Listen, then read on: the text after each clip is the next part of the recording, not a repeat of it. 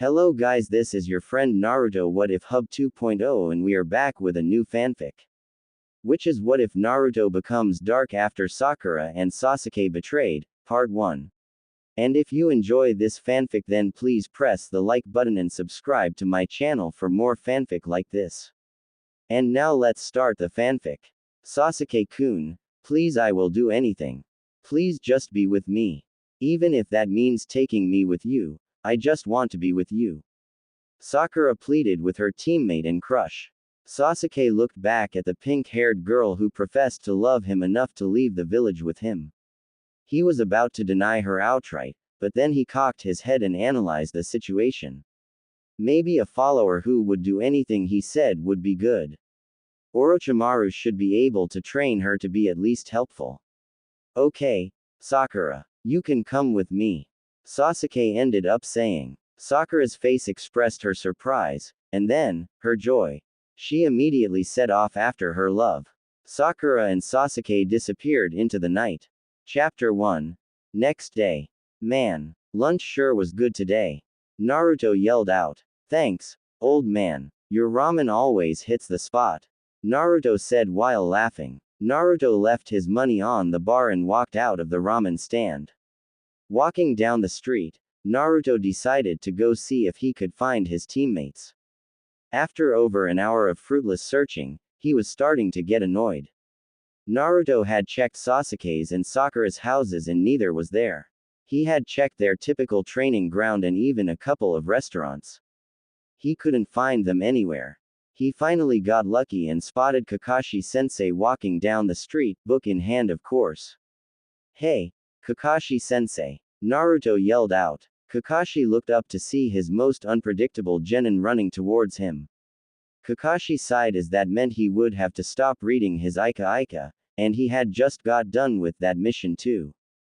Kakashi-sensei, have you seen Sakura-chan or Sasuke? I mean I already checked their houses and everything. Sakura-chan's mother even said that she hadn't shown up last night. What if something happened? Naruto exclaimed when he got in front of his sensei. Kakashi started giggling perversely as his mind went into overdrive at the information his genin just told him. Maybe Sasuke finally decided to sample the offering, he thought lewdly. Unfortunately for Kakashi's fantasies, he remembered Orochimaru's parting words to him. Sasuke-kun will come to me. He will come seeking power. Slightly concerned but still hoping for a perverted ending, Kakashi decided to check at a couple of discreet places to see if he could round up his missing students. First he had to deal with his other student who seemed to be jumping around everywhere. Oh yay, I have been silent for like 2 minutes. That is way too long for Naruto to sit still. Kakashi thought with a sweat drop. Don't worry, Naruto. I will go search for them right away. Though, you know, you might not like the outcome. With those wise words of forewarning, Kakashi went off to hopefully find his two genin. Naruto looked at his sensei's back in confusion. What the hell did that mean? Shaking his head at his strange sensei, Naruto went off to continue his search. There were still some places he had not checked yet after all.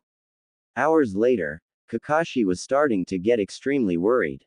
Worried enough to go to Tsunade to find his missing students.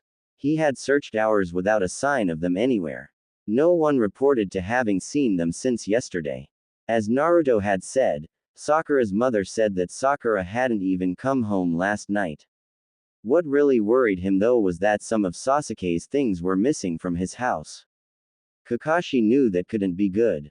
Tsunade-sama, Kakashi said when he came before his leader.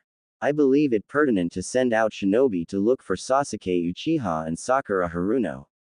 Both seem to be missing with no one knowing of their whereabouts since yesterday. I have also confirmed that some of Sasuke's things are missing from his house. I believe the worst, Kakashi said with despair. Tsunade was slightly shocked. She knew that Orochimaru had gotten his grip on the Uchiha's mind, but she didn't have a clue why a girl like Sakura would be with them. She almost thought they were off on a tryst, but Kakashi wouldn't have come in without ruling that possibility out. She pondered for a moment before making a decision. Kakashi, Take Chunin Shikamaru and Genin Naruto and search along the route to the land of rice. If they really have left, then we are way behind on getting them back. I want you gone in no less than 20 minutes. Tsunade ordered. Hi, Tsunade-sama. Kakashi saluted before body flickering away. Tsunade rubbed her hands against her eyes as this new disaster promised to be embarrassing for the village as a whole. To have the Uchiha leave the village and no one was the wiser would be a hard blow to Konoha. Many of the daimyos had specifically came to the last Chunin exam just to see the boy. If the information got out that the boy left without anyone knowing about it, then Konoha would be a laughing stock to other nations. She decided to end her headache like she did all the others. She dragged her sake bottle from out of the drawer and proceeded to get drunk. Kakashi quickly rounded up the people Tsunade assigned on the mission. Naruto was there for sentimental value in hope to convince them to come back. Shikamaru was there for his capturing abilities as well as his brain. They left the village with 5 minutes to spare. Of course, Kakashi hadn't yet told Naruto why they were going on an A-rank mission. He couldn't stand to have that headache on his head right that moment. Naruto wouldn't be happy with the news, to say the least. After traveling miles through the woods with no clue at where they were going, Naruto's curiosity finally got the better of him. Kakashi-sensei. Naruto called out. Where are we going? And why did we have to bring Shikamaru along? Naruto asked with a very confused look on his face. Well, Kakashi began. He just knew this wouldn't end well. Tsunade-sama believes that Sasuke has left the village to search out Orochimaru. Our mission is to try and retrieve him. The only problem is that we are hours if not a full day behind. Shikamaru is along with us because of his family's unique jutsu that will allow us to capture Sasuke if we happen to run into him. Kakashi yelled out to a Naruto who was dropping farther and farther back. Naruto eventually came to a complete stop as he tried to process the information his sensei had just dropped on him. His mind went blank for a bit as he tried to wrap it around the idea of Sasuke willingly going to some freak. Ha ha, Kakashi-sensei. You must be joking, right? Naruto pleaded when he caught back up to the duo. Kakashi and Shikamaru had not stopped when Naruto did. Shikamaru was surprised himself. He didn't have any clue at why Sasuke would go to a missing nin, but for whatever reason, he knew that it was not good. I am sorry, Naruto. All the evidence points towards Sasuke leaving. Also, Kakashi slowed down his pace as he delivered even worse news to his student. It seems like Sakura went with him. As soon as those words left his sensei's lips, Naruto's world crashed. His beloved Sakura-chan had followed the Tem to some freak. No, she couldn't have. Kakashi-sensei, please stop kidding around. Naruto begged with tears in his eyes. Sakura-chan and Tem both would never do something like that. Right? Please tell me you are lying, Kakashi-sensei. Naruto yelled. Tears were flowing down his cheeks as he acknowledged within him that the girl he loved had betrayed the village. Had betrayed him, just to follow the Tem. To follow Sasuke. Naruto let the tears flow freely as he finally recognized the fact that he would never go out with Sakura. Now all that was left was to catch up with them and find out the ultimate truth. Naruto suddenly sent a surplus of chakra to his legs as he sped up greatly. He was going to find the both of them, and Naruto really didn't know what he would do when he caught up with them.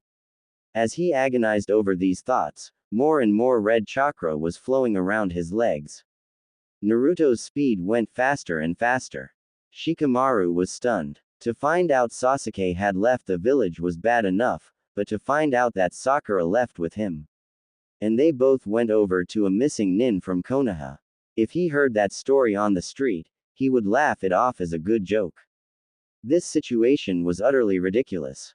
Shikamaru couldn't wrap his head around the fact that Sakura was that enamored of Sasuke.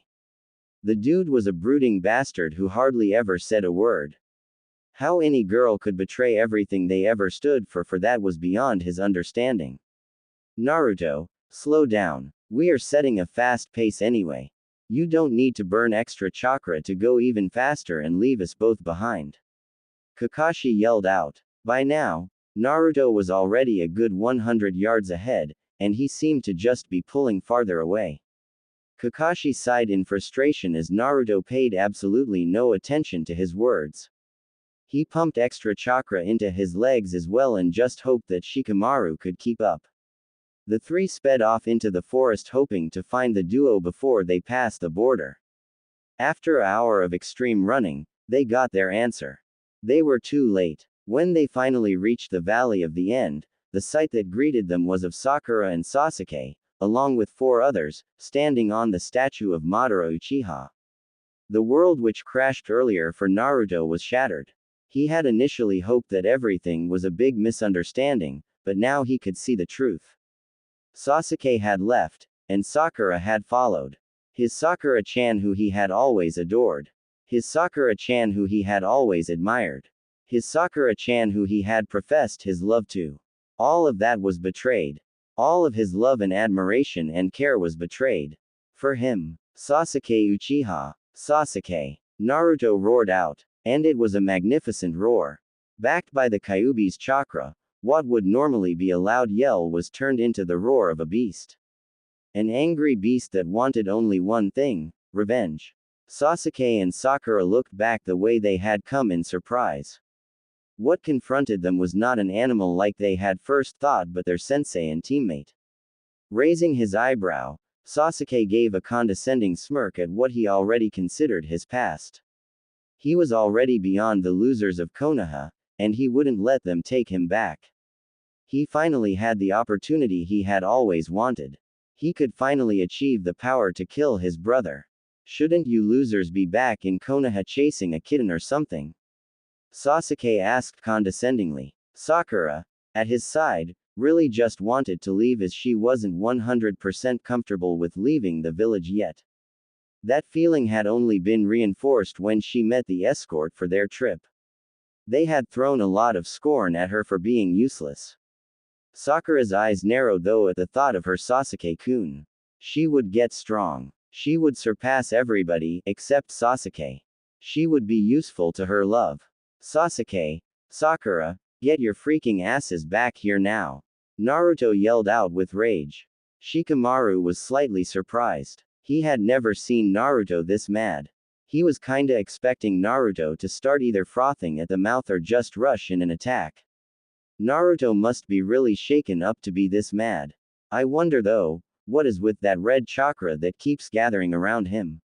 The Dobi thinks to order me around. As if. Sasuke yelled. I can finally get what I have always wanted. With Orochimaru's aid, I will finally get the power to destroy my brother. I will finally actually move forward instead of that stupid crawl I was moving at in Konoha. Sasuke ranted. I mean look, I started out so much stronger than you, but you kept getting stronger and stronger while I gained nothing. Not anymore. I will finally gain the strength that has always been my right. And no one will stand in my way, Naruto. No one. Kakashi's eyes widened at the rant of his student. He winced in pain at the message, but he was honestly surprised at just how bad the boy had gotten. Konoha should have actually done something for the boy instead of the Sandames. It will take care of itself plan. Hindsight showed that that was the worst possible plan the village could have taken. Leaving Sasuke to himself after the massacre only ended up pushing him away from Konoha. Sasuke. Kakashi called out. He had to try even if he thought it would be hopeless. I am sure the Hokage can forgive you and Sakura if you come back now. If you continue attempting to leave though, I cannot guarantee what will happen. Kakashi warned. He really hoped that the two would give up without a fight, but he seriously doubted it would happen. The 4 with them also gave him pause. Orochimaru would only have sent his best. It also didn't help that Orochimaru's people looked perfectly rested, while Shikamaru was probably almost out of chakra from the forced run here. Go tell your precious Hokage that we probably won't meet again. I am following my own path now, not Konoha's. Sakura has elected to join me. Any last words to our past, Sakura? Sasuke asked to his teammate. Sakura looked at the two people she had come to finally care about. She then looked to Sasuke, who was her only love. She had told him she would do anything. She was going to follow that promise to the end. Kakashi. Naruto baka. Sakura yelled out. This actually feels pretty good. I never knew talking down to people that had authoritative privileges over you at one point in life was so much fun. I am going to become powerful as well. Next time we meet, if we do, Sasuke won't be the only powerful person. I will be a shinobi that will put fear into the hearts of others through my mere presence. Later. Losers. Sasuke had to laugh at the looks on everyone's faces.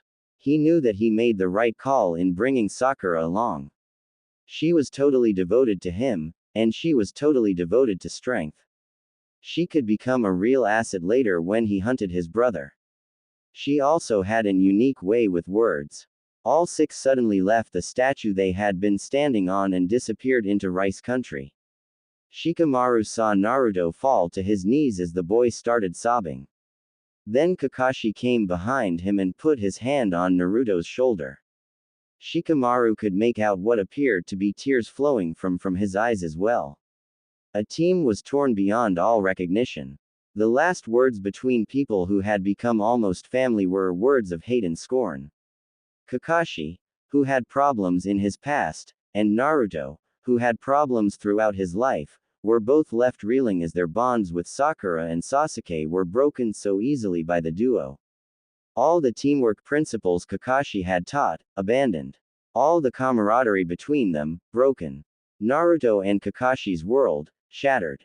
They left the Valley of the End broken. What would come from this breaking would alter everything. Shikamaru could only look on at his friend's pain because ultimately, they had arrived too late. Sasuke and Sakura were already gone from Konoha territory, and they had already torn Konoha from their hearts. A week had passed since Sasuke and Sakura had left. A week of laying in bed and thinking of all the things they had done together. Reflecting on where it had all gone wrong. Naruto was glad of the food baskets that were left at his door by Shikamaru and Shoji, or he honestly might not have eaten at all. Naruto was trying to literally rethink his whole life because, obviously, he had done something wrong. The one thing that Naruto had absolutely concluded was that he was too weak. He had to get stronger. Naruto didn't really understand what he was going to do, but the second thing he concluded was that he was going to beat the shit out of Sasuke and Sakura. Whether he would attempt to bring them back to Konoha was very questionable. The thought of just killing them actually crossed his mind. If anyone knew that Naruto thought of killing someone, they would immediately laugh. They would say that Naruto doesn't even know what killing meant. They would be dead wrong. The shattering of his world and the breaking of everything he thought he knew had really changed Naruto. The personal betrayal of Sakura to follow Sasuke, Naruto's teeth started grinding at just the thought of it. Really put the betrayal of the village by both of them into perspective. The girl he loved, spat on him. It was as easy as that. She had not only spat on him, but she had spat on her parents, friends, and every soul that depended her inside of Konoha. Sasuke had done the same. Ninja were supposed to protect their village and the citizens of said village. Ninja were supposed to protect their fellow ninja. Ninja were supposed to protect the lives of the innocent. Sakura and Sasuke ignored all of that to go to a freak who had been caught killing and experimenting on the people he was supposed to protect. After this realization on the third day in his room, the duo's betrayal hurt all the more for Naruto. Naruto was trying to put the pieces back together on his life.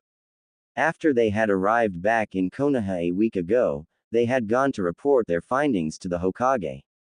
She expressed her sympathy to both remaining members of Team 7 and gave them a couple of weeks off. She had ordered Shikamaru to tell the other genin the news. Shikamaru had told him of how the others acted when he came to deliver a food basket on one of the days. The rookie 7 were devastated. Ino supposedly hadn't been left her room in days, much like Naruto himself. The others were despondent. They couldn't believe that people they considered their friends had left to join the same person who had just invaded Konoha. It was despicable. The duo totally ignored all the people crying and hurting from dead mothers, dead fathers, dead siblings, and a dead Hokage. Naruto had already heard that Kiba had thrown himself into training. The dog boy was already determined to make sure Sasuke fell by his hands. Naruto had also heard from Shikamaru that the shinobi of Konoha were pissed. The boy that many had put their hopes in to erase the stain of having an entire clan wiped out by one person by killing that one person, had gone rogue. It left many people with bad tastes in their mouths. It only got worse when they found out that he had betrayed Konoha for Orochimaru. Naruto found it somewhat funny that people were now calling the Uchiha, as a whole, a cursed clan. They said that nothing good came out of the clan and were glad it was gone from Konoha. Naruto figured that it was mostly bitterness talking, but it was still ironic to hear. On the 8th day back in Konoha, Naruto finally left his apartment. The first place he went to was Ichiraku's ramen. He definitely needed his comfort food at a time like this. Walking the streets to the ramen stand, Naruto got the feeling that something was different within the populace of Konoha. He just couldn't put his finger on it though. He banished it from his mind when he arrived at the ramen stand. Going in and sitting quietly wasn't his usual style, but he couldn't work up the enthusiasm to put on a big smile for the owner. Naruto quietly told Ayame to keep the bowls coming. He was in the mood for a binge. After his 7th bowl of ramen, a small smile appeared on his face. After his 10th, the smile grew larger. After his 13th and last bowl, the smile was at its usual wattage as Naruto had shoved all thoughts of Sasuke and Sakura from his mind to enjoy the greatness of ramen. Naruto pondered thoughtfully that ramen could easily be used in torture. Deny people ramen, and they would flock to tell all they knew. What Naruto himself didn't realize was just how much damage the betrayal of the duo had left on his mind.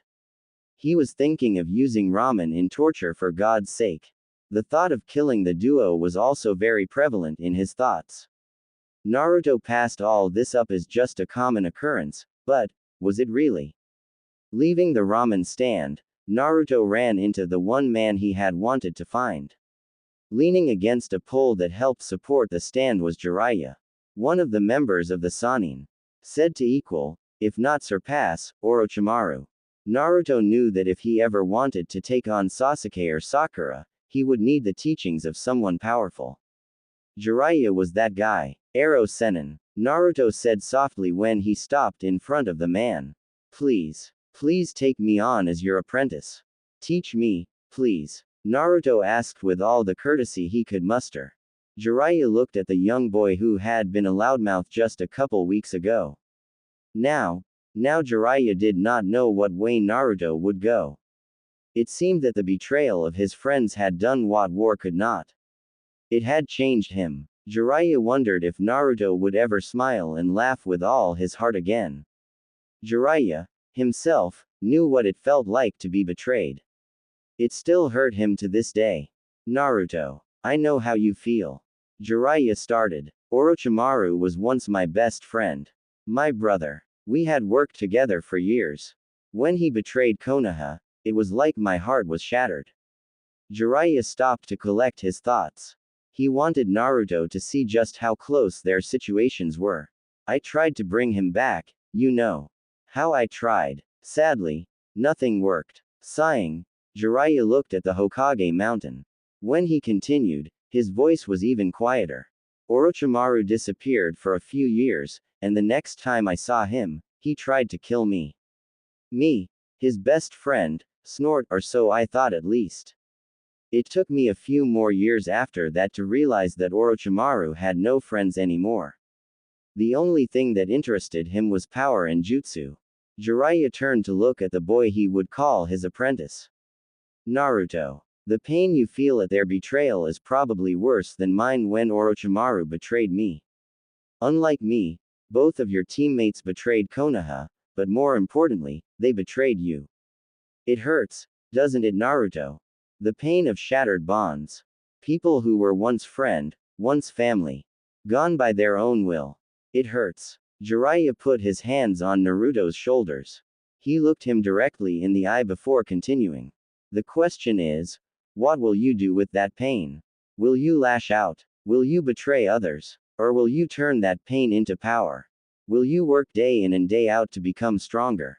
His voice gaining strength and power, Jiraiya continued with passion. Yes. You will not give in to that pain. You will not give in to that hurt. You will overcome it, and you will get stronger. And stronger and stronger. Nothing limits you, Naruto Uzumaki. Become the best. Take this pain as a lesson. Take these feelings and never let them come into your life again because you're so damn powerful. Who would betray you? Naruto looked at the man in front of him. Tears in his eyes, smile on his face, Naruto looked at the man in front of him. Ero Sennin, you truly are an amazing person. One day, I want to be as powerful as you. I will take your advice, and I will use this experience to help me along.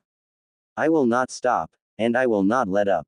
I will become strong, no matter what. Naruto hugged his new sensei.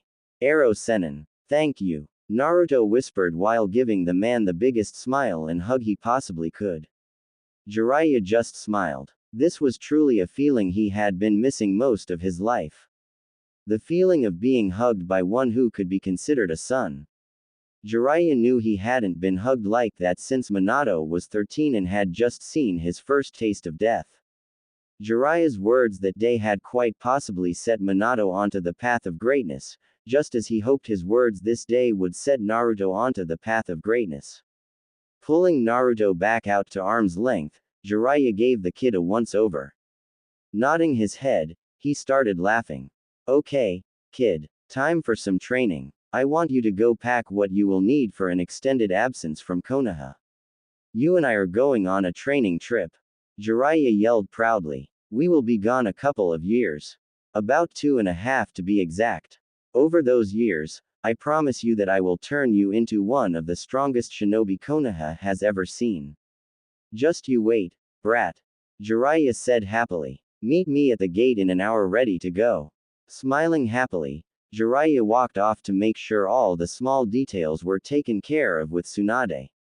Naruto rushed back to his apartment with a smile on his face. Ero Sennin was a true inspiration. With Ero Sennin's aid, Naruto had gone from a moody boy with way too many thoughts on his mind to a happy kid, still with some overreaching issues, that was ready to get some serious training. Packing his bags in a hurry, Naruto focused mainly on underwear and socks. He knew that many of the supplies could be bought in different towns, but it would be better to wear his own underwear and socks at least for a while. Naruto had splurged slightly when he bought them after all. The end result had been that they were extra comfortable. Looking around at his apartment, it struck him as an incredibly lonely place to be at. He was actually glad to be leaving for a while. It was time for a change of scenery. The last thing he saw before closing the door was the photo of Team 7. Sakura's smiling face and Sasuke's brooding look both brought a frown to his face. They were gone, and Naruto believed that they were never coming back. It hurt, but he would move on. He would move on. Locking the door, Naruto left his apartment. He just hoped it wouldn't be too dusty when he came back. He raced over the Ichirakus to make sure he bid them goodbye. He would miss their delicious ramen. People just didn't make ramen like Ichiraku's. Something about the place seemed to just promote good taste. Oi, Ayame, old man, I came to say bye. I am going to be leaving for a couple of years, but when I come back, I will kick some serious ass. Naruto told the two with a smile. That's nice and all, Naruto, but who will pay for Ayame's pretty clothes at home without you here? Tsuki Mach exclaimed. I don't see how we will ever make it without your insatiable appetite for my fine cooking. Tsuki said with a laugh. Naruto laughed along with the old man and Ayame. It felt good to laugh. He hadn't really done any laughing in over a week. He waved goodbye as he jogged away. Making his way towards the gates, Naruto again felt that something was different about the citizens. Usually they seemed to ignore him or whisper behind their hands, but today was different. Naruto just couldn't really figure out how. Naruto found himself the first one at the gate. Ero Sennin hadn't made it yet, but Naruto figured he wouldn't be much longer. He wasn't Kakashi. That reminded him. He hadn't seen Kakashi since the report to Bachan. He hoped his sensei didn't go into some kind of emo depression or anything. The duo's betrayal was painful, but Naruto was going to use it to get stronger. Simple as that. Once more affirming his resolution, Naruto looked up to see Jiraiya walking towards him with his scroll on his back. Looking at his teacher from a distance, Naruto noticed something he really hadn't before. Ero Sennin was freaking tall. The man was a giant.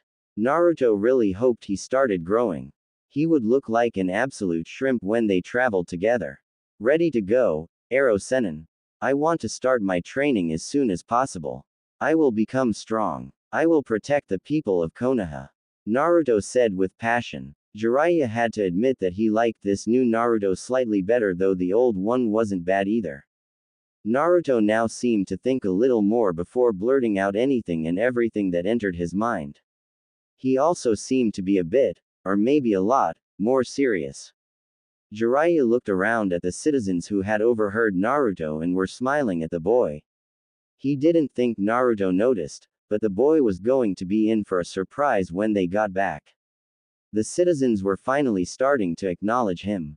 Let's go, brat. I will even start your training as we walk. I bet you're going to be more powerful in no time. Jiraiya's voice drifts back to the citizens' ears as the two leave Konoha. It wasn't for another couple of minutes until their backs, one giant-sized and one shrimp-sized, disappeared from view. With Kakashi. Kakashi was in his house curled up in bed. He hadn't left since he got back. Cradling his knees in his hands, he was just rocking backwards and forwards. If anyone was around, they would hear the words, "I am a bad sensei. I am a bad sensei," repeated over and over and over. Kakashi was having some slight problems. It would take him the full 2 weeks Tsunade had given him off to break out of his funk. Once he finally broke out, he realized that being emo wouldn't really help the situation at all. Kakashi eventually decided, with the help of a nice, cheap psychiatrist, that becoming even stronger would be the best thing that he could do for himself at the time. Kakashi went into training with a vengeance. He was going to get his students back if it killed him. Back with Naruto and Jiraiya. Naruto grinned happily as they were walking down the road. Ero Sennin truly knew how to put him in a good mood. Naruto was determined. The time spent on this training trip would truly define him.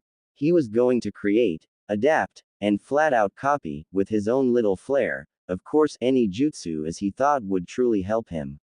He was going to become so fast and good that he would leave Sasuke in the dust. Nothing would be able to stop him. He was Naruto Uzumaki, damn it. Future Hokage. And when he got his hands on Sasuke and Sakura, they better start praying because, in him, they would find no mercy.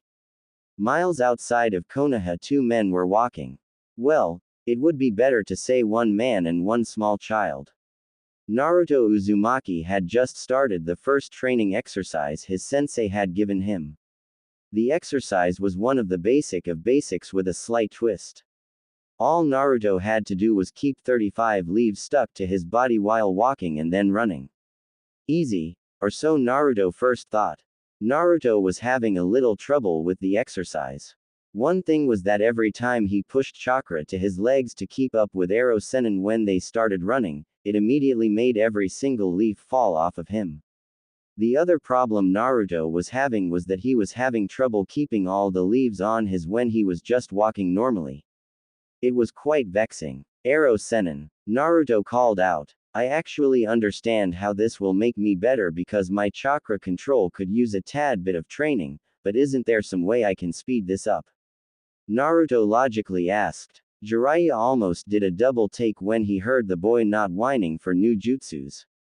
Yes, it will be a little difficult getting used to how Naruto is acting now. Well, Naruto, I am sure there is a way. How about you think of one? Jiraiya magnanimously offered. He couldn't keep the grin off his face at the angry look Naruto threw him. Thanks a lot, Ero Sennin. Always so helpful. Naruto griped. Naruto went back to attempting the exercise while they continued onto the town they planned to stay for the night. It took them another 5.5 hours to reach it because of their slow pace. Consequently, it was dusk when they reached the cozy little town. Surprisingly, Naruto had made good progress on the chakra exercise. He could at least hold all the leaves on him while walking. Many still fell off though when he started applying chakra to different parts of his body in large quantities. Getting into their room for the night, Jiraiya decided to run over the training schedule he planned for Naruto to learn over the years with him. Pulling out his notebook, previously used for his porn ideas, Jiraiya went over all his notes before sitting down. He gestured for Naruto to sit across from him on the opposite bed. Naruto, I think now is a good time for us to go over what you will be learning in your time with me. At Naruto's serious nod, Jiraiya continued. I am planning to shore up all your basic skills first thing. That means I am going to get your taijutsu up to stuff as well as make sure you can dispel genjutsu. I am going to pound into your head strategy and tactics. No more rushing straight into things. You will have a plan at all times, and you will have a backup plan at all times. Jiraiya told the boy in front of him. I am also going to teach you how to customize your Rasengan to fit your needs. You might not have noticed, but people can dodge your Rasengan because of its small size. With your chakra reserves, I believe that size can be doubled, hell maybe even tripled or more. Last, I am going to try to teach you how to control the fox. When you get back to Konoha, you will easily make Chunin or higher. Jiraiya's got a huge grin on his face. So, what do you think of my awesome plan? He asked excitedly. Naruto thought of all his sensei had just told him. It sounded tempting to take the route arrow Sennin had laid out for him, but Naruto couldn't shake the feeling that it wouldn't be enough. He would need more power and knowledge than that to beat Sasuke. Hell, even Sakura would be getting a lot stronger. He couldn't just master the basics. He had to master the basics and then master the hard stuff too. He couldn't be weak anymore. It's not enough, arrow Sennin. Naruto stated with conviction. What you just told me will not be enough. Sasuke already is faster than me plus he has all that elemental stuff. Sakura already has much better chakra control than me. They already surpass me in the things that you want to teach me. I have to push my training farther and faster than both of them combined. Naruto declared with his hands balled up at his sides. Jiraiya was quite surprised that the training plan he had worked on for a week was so quickly shot down. He was also surprised at the look in Naruto's eyes. It was a look of strength. Jiraiya had seen glimpses of that look from Naruto before, but this was the first time he had seen it so strong. When Naruto had told Tsunade that he would learn Rasengan in a week, this look had been in his eyes. When Naruto had faced down Kabuto, this look had been in his eyes. Naruto wasn't backing down. Rubbing his chin thoughtfully, Jiraiya pondered on what to do. Naruto wasn't budging on a different training plan. I could let the boy use shadow clones for some of the basics. That might work, or destroy his brain. One or the other. That would definitely solve the whole speed problem, but the question is should I do it? Finally reaching a decision, Jiraiya decided to do it. I mean, what's the worst that could happen? Jiraiya went on to tell Naruto of the Kage Bunshin's prime purpose. Naruto, the Shadow Clone Jutsu is not really meant for combat though you have done a good job using it as such. The main purpose for Shadow Clones is for information gathering. Jiraiya explained. Naruto listened to his sensei, fascinated. He never knew that he was using his main jutsu wrongly. Kinda hurt his feelings that no one had told him how to properly use it though. Tuning back into his sensei after his slight inner musings, Naruto was further fascinated at just how amazing the Shadow Clone Jutsu was. You see Naruto, Jiraiya said, Shadow clones were used for information gathering solely because whatever a shadow clone learns, the original learns as well. Using this feature, along with your rather large chakra reserves, I believe it is possible to train via shadow clones.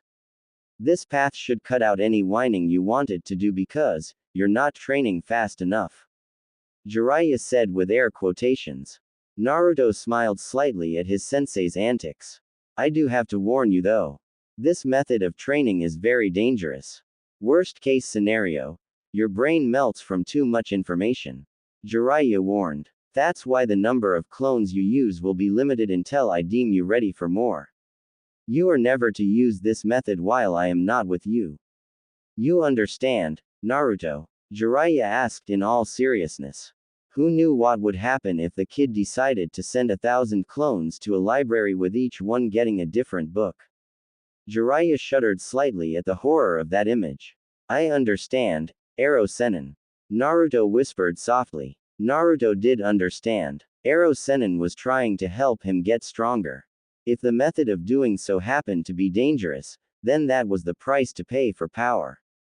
Naruto was determined to gain power no matter the cost. Ero Sennin, I also think some of those elemental jutsus would be really good for me to learn. Those, along with a great increase in speed, should greatly help me. Naruto said. Then a complicated look came over his face. I am not sure, Naruto started. What exactly I am going to do to Sasuke and Sakura. Stopping and taking a deep breath, Naruto continued, but I know it will not be good. They betrayed everyone, and that I will never forgive. Naruto got off the bed and started pacing. I will become stronger. This I promise. Using that strength, I will protect Konoha. If someone betrays it, I will destroy them. This is my new Nindo. A Nindo of protection. A Nindo to stop betrayal, and if I have to do that by making an example of previous betrayers, then I will do so. I will do so. When I become Hokage, I will create a Konoha so powerful that no one will ever betray her. Naruto told his sensei with no wavering in his voice and no wavering in his heart. He was committed. Jiraiya looked at the boy in front of him. The same boy who had been a loudmouth prankster only months ago. The same boy who had previously proclaimed his desire to be Hokage for acknowledgement. This boy was now seeing the true ninja world. A world of gray with hardly any black and white. It was kinda sad, Jiraiya had to admit, but it also meant that there would be no breakdown later in life when Naruto realized the true state of affairs in the world. Jiraiya got up and walked to Naruto who had stopped pacing.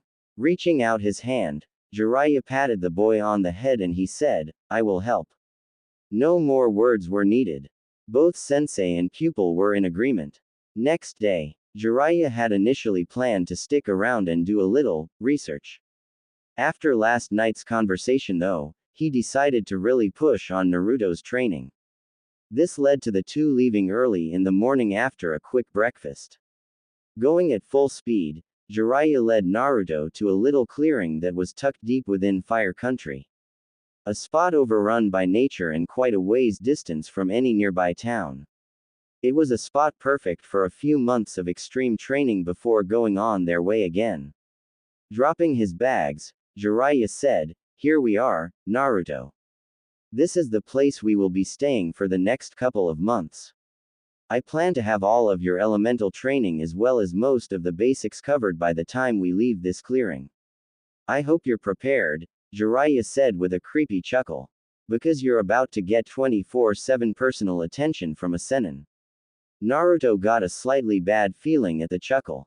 Ero Sennin didn't sound sane. I am sure it will be fine. I mean, what is the worst thing that could happen? Naruto's training began, and he couldn't be happier. From sunup to sundown, every hour except lunch was filled with training. They finished around 6:30 every day and had dinner afterwards. The creek was used to gather water as well as for bathing. Dinner and lunch were often animals that were caught either through traps or hunting. Jiraiya made sure that the first few days were spent specifically on survival. That meant Naruto had to set up their camp, catch their food, cook their food, create bedding, and ward off predators. Easy stuff for ninja, right? Of course, Jiraiya had to add the whole, keep Senbon attached through chakra, everywhere, part. Naruto got the hang of it though. He was also glad that Ero Sennin was showing him the finer points of cooking with only field ingredients. How this leaf did that and that leaf tasted like this were only a few parts of the intricacy of field cooking. After the whole crash course on everything survival lasting 3 days, Jiraiya had Naruto summon 10 clones on the 4th morning. 2 clones were assigned each topic Jiraiya wanted to go over. One set of clones went over tactics in battle. Another set went over strategy in war times and peace. Another went over economics, while yet another went over chakra control. The last set of clones was assigned to learning basic knowledge on anything Jiraiya thought of at the time. Of course Jiraiya had his own clones teach Naruto's clones while Jiraiya personally pounded physical training into Naruto. Sit-ups, push-ups, squats, running, pull-ups, taijutsu, muscles, and speed were all done by the originals. All day long the sounds of physical exertion could be heard from the clearing. The only time they stopped was during infrequent water breaks. Jiraiya was determined to get Naruto to a basis of low chunin within a month. Knowledge, power, speed, and ability were all wanted within a month.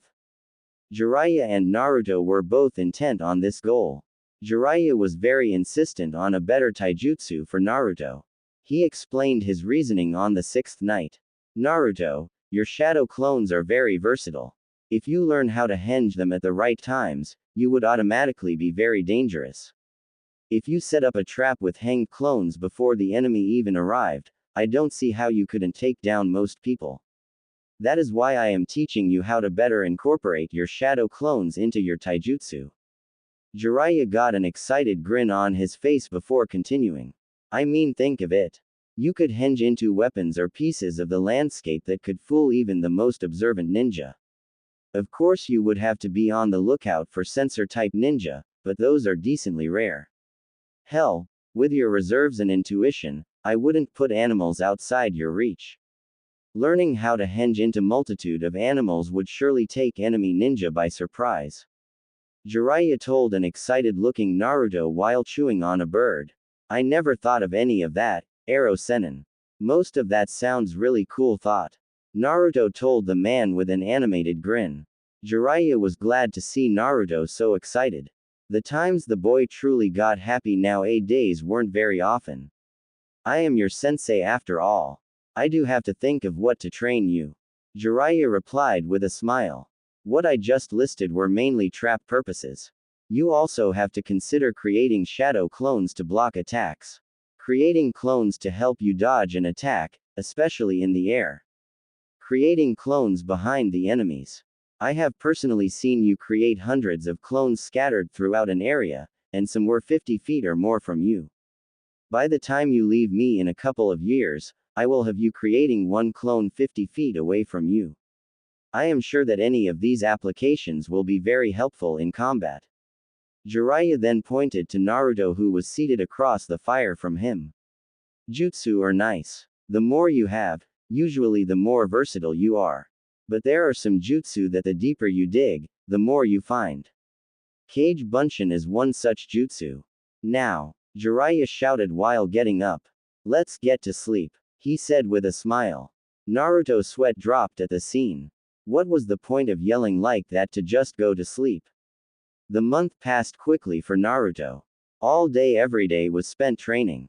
He would make breakfast in the morning, eat, summon a clone to hunt for lunch and supper, summon 10 other clones to go off with Jiraiya's clones, train with Jiraiya. This included anything from getting the crap beat out of him to just working on muscle strength, eat lunch, train more, eat dinner, sleep.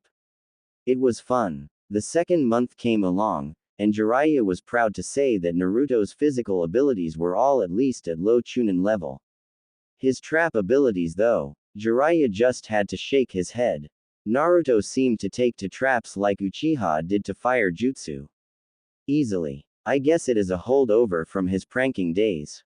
Jiraiya decided to start what he wanted to teach Naruto for the second month. All that was left to do was have the kid discover his elemental affinity. Good thing I have some chakra paper for seal work, or I could have been in a slight bit of trouble. Jiraiya went over to his bags which he had hardly touched since they arrived and searched through them until he got what he wanted. Pulling the chakra paper out, Jiraiya called Naruto over from finishing up his breakfast. Okay, Naruto. We are going to be doing things differently this month. I think you are around a low chunin in physical ability. Of course, with your high jutsu level, you could probably take on high level chunin. Using the fox, you could probably fight off Junin. None of that is the point though. Naruto snorted at hearing that. It was really easy to get Arrow Sennin off subject. And that was with no girls in sight. Sad. What I was saying was that this month will be devoted solely to elemental affinity with some physical training as well. Jiraiya clarified. To learn your affinity, I brought you some high quality chakra paper. Enjoy, he said with a smile. Naruto looked at his sensei for a second before shaking his head. The man could be really absent-minded at times. Does he actually think I have any clue what he is talking about? I can guess what elemental affinity is, but what are they specifically? Stupid Arrow Sennin. Arrow Sennin. You mind explaining to me just what the hell you are talking about? Naruto asked in exasperation. Jiraiya's eyes widened a little. He had completely forgotten that Naruto was still not very knowledgeable about a lot of things. Naruto's new demeanor really gave off the feeling of some intelligence. Jiraiya was already forgetting that the Naruto from a month ago had absolutely no intelligence. The Naruto in front of him was already turning into a competent shinobi. Jiraiya was quite proud. Whoops. Sorry. Jiraiya said while rubbing the back of his head in embarrassment. Elemental affinity is something that everyone has. It is either fire, water, earth, lightning, or wind. You will find it much easier to learn jutsu of your specific element. That is not to say that you can't learn other jutsu, just that it will be harder. Jiraiya then started expounding on the elements and chakra paper. You see, each element has a weakness and a strength over a different element. The chakra paper comes into the picture when a shinobi wants to learn what their element is. All you have to do is push your chakra into the paper, and the paper will do one of 5 things.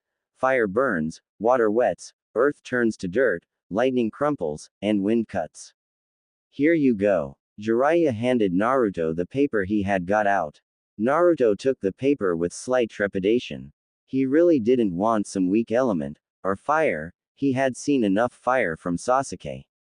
Placing his chakra into the paper, Naruto waited for the paper to react.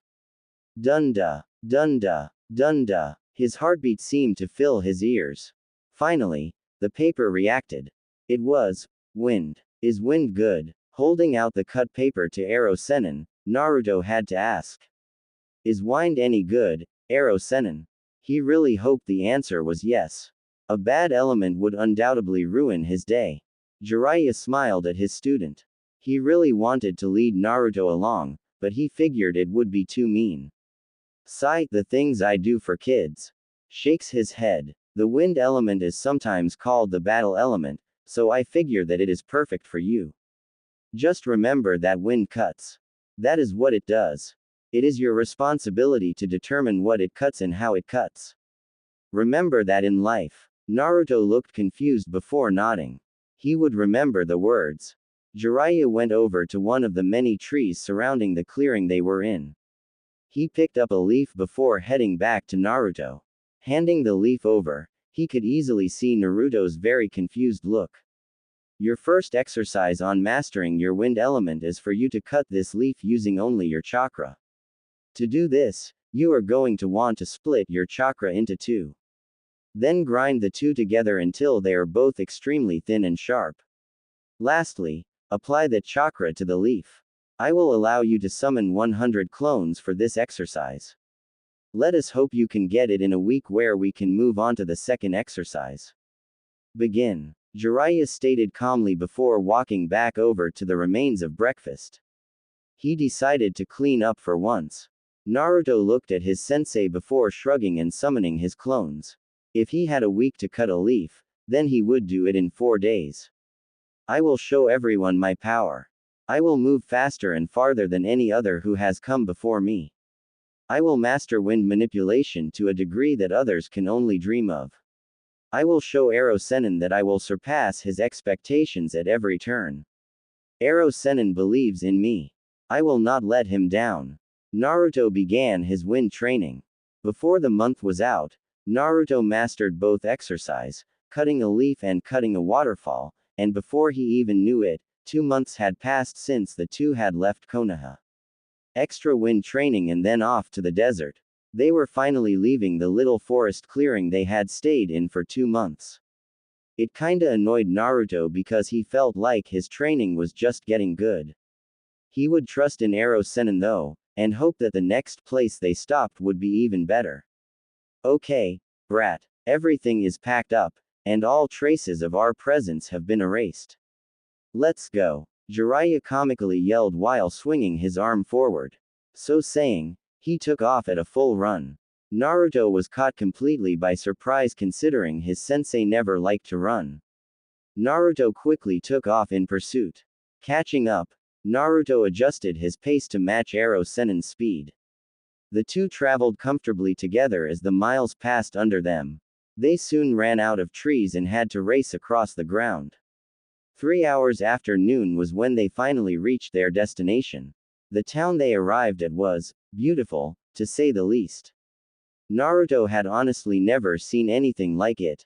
Wow. Naruto breathed in excitement. Ero Sennin. This place is amazing. It is so beautiful. Naruto whispered while looking around in awe. The town truly was a pretty sight. Built on a cliff overlooking a lake, the city had many canals that formed into waterfalls as they fell into the lake. Most of the people seemed to travel by boat, and the sparkle of the lake and waterfalls could be seen clearly from the entrance. It truly was a beautiful sight.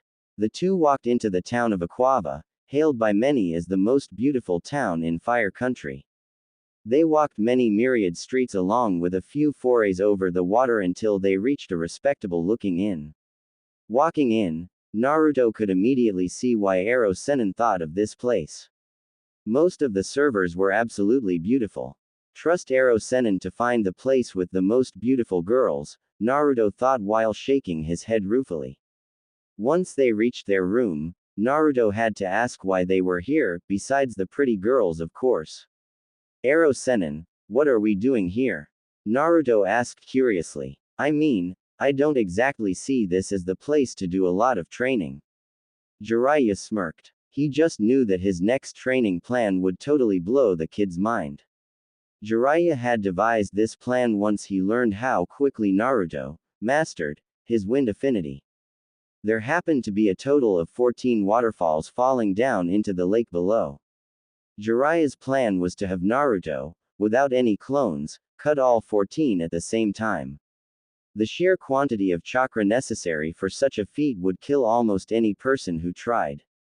For people like Naruto and Jiraiya, however, it was possible.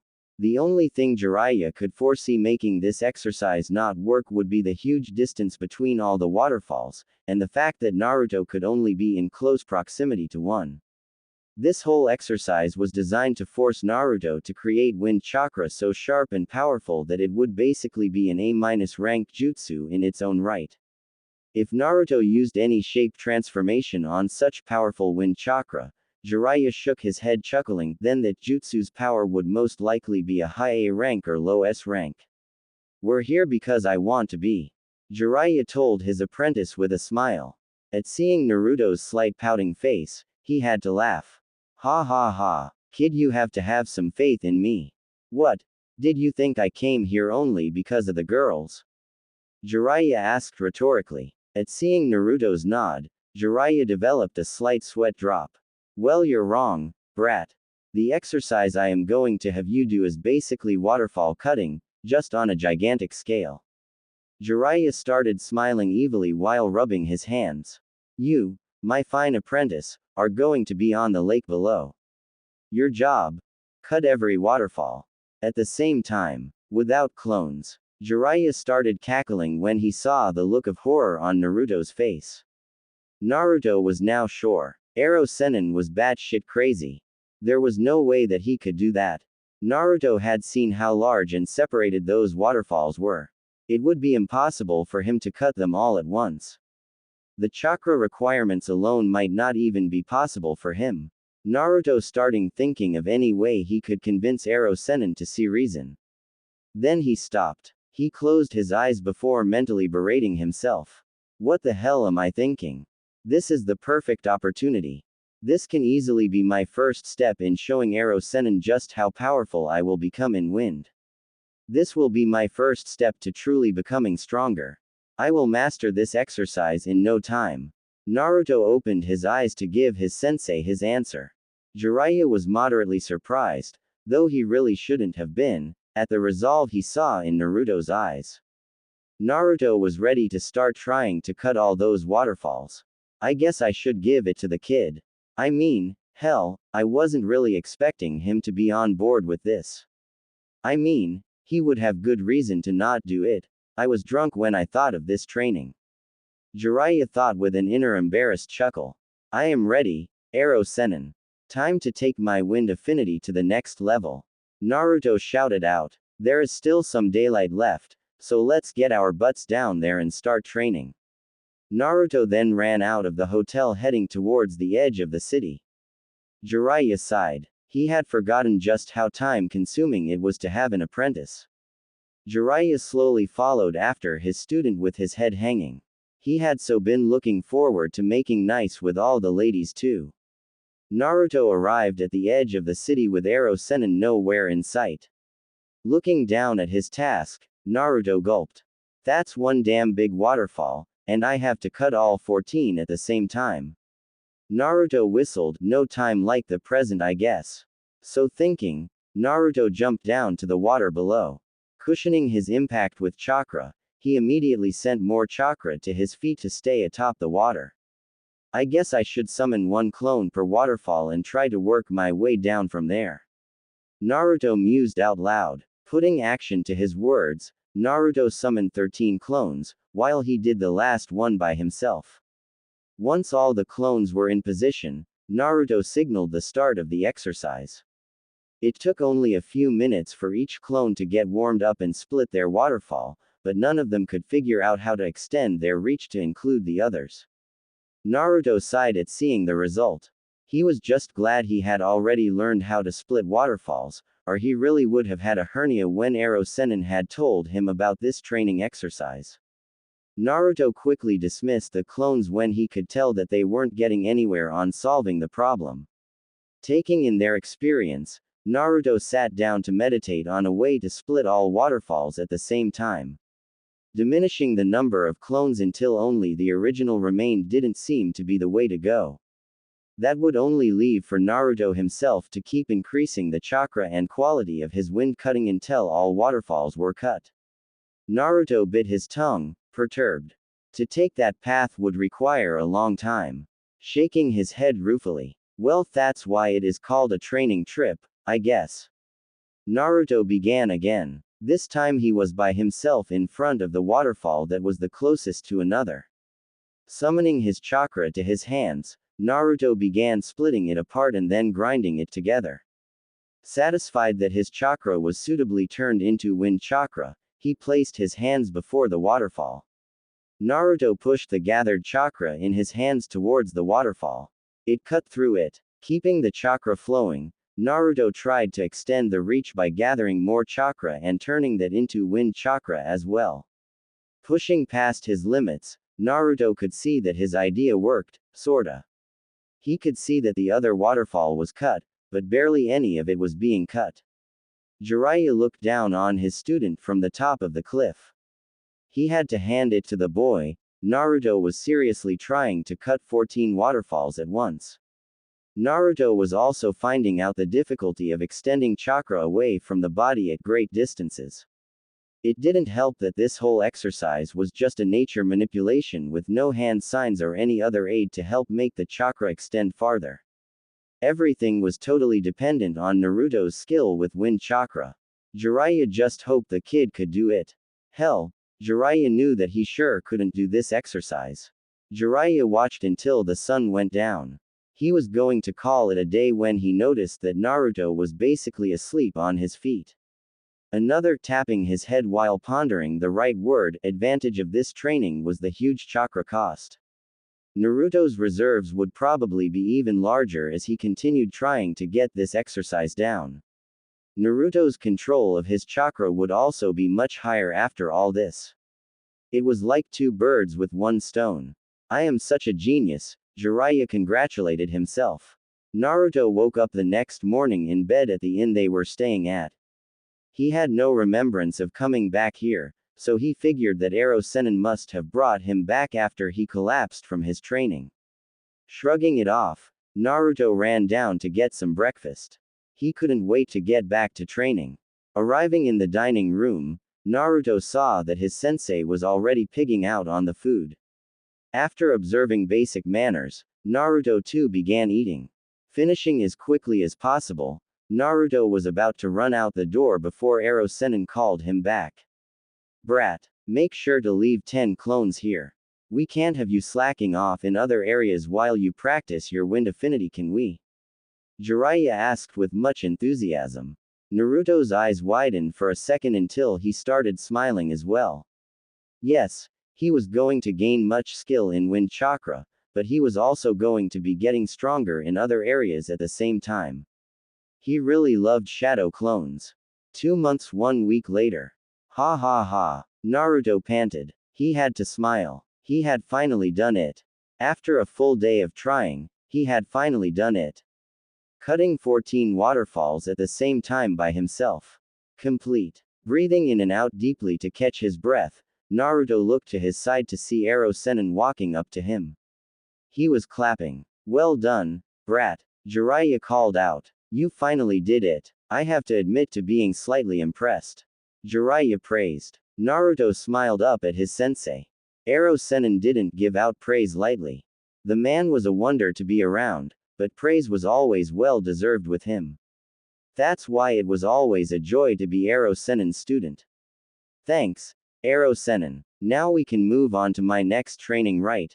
Naruto asked curiously. He had to admit to being glad that he could cut something like 14 waterfalls at the same time, but he wasn't exactly sure how that would help him when it came time for a real fight.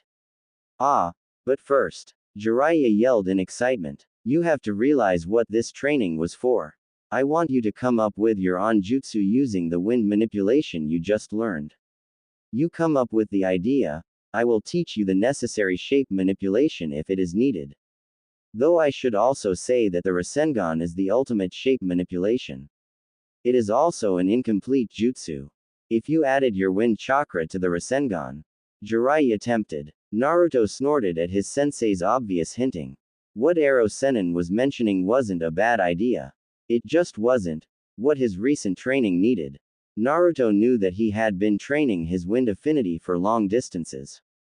The Rasengan wasn't a long-distance shape manipulation. He needed something new, something different, something powerful. Ah, that could work, Naruto thought excitedly as the perfect idea came to mind. But it would be quite difficult, and I would definitely need some harsh shape manipulation training. Naruto thought with a sour look on his face. I could always use shadow clones for this one though. Naruto thought with a brightening outlook. That look instantly went back to dark when he realized just how many shadow clones he would need. Naruto groaned, I can already feel all the mental pain from burst clones. Ero Sennin, Naruto shouted out, I have just the idea. Though I am going to need your help on learning how to do the shape manipulation right. At seeing Ero Sennin's nod, Naruto immediately headed back to town to collect their things. They would need a different environment to work on this jutsu. Jiraiya followed along with a perplexed look on his face. When did I become the follower? I am supposed to be the sensei here. Jiraiya thought with a pout. Once they got out of town and were on the road, Jiraiya just had to know where Naruto thought he was going. For all he knew, the kid was going to walk around randomly until he spotted a nice place. Yo, brat. Where the hell do you think you are going? Jiraiya squawked as he saw Naruto start speeding up. Jiraiya really wasn't in the mood for running. Naruto looked back to see Ero Sennin running to catch up while scratching his butt. Naruto started choking with laughter. It was an amusing sight to be sure. Finally gaining control of his laughing, Naruto saw that Ero Sennin had caught up with him. Naruto decided to explain some of his thought process. Well, for my idea to work, I am going to need a lot of room. It would also be best if there are no obstructions. My idea is a long-range kind of thing. Since I am using wind chakra, anything in my way will be cut. Naruto explained. Jiraiya looked at the boy in front of him with an eyebrow raised. Naruto was awfully cocky to think that whatever was in his way would be cut. Then again, if what Naruto had told him about his final solution to cutting all those waterfalls was true, then Jiraiya could possibly see Naruto cutting most anything from his path. Naruto had ultimately decided that he literally couldn't cut all 14 waterfalls at once with his current level of wind molding.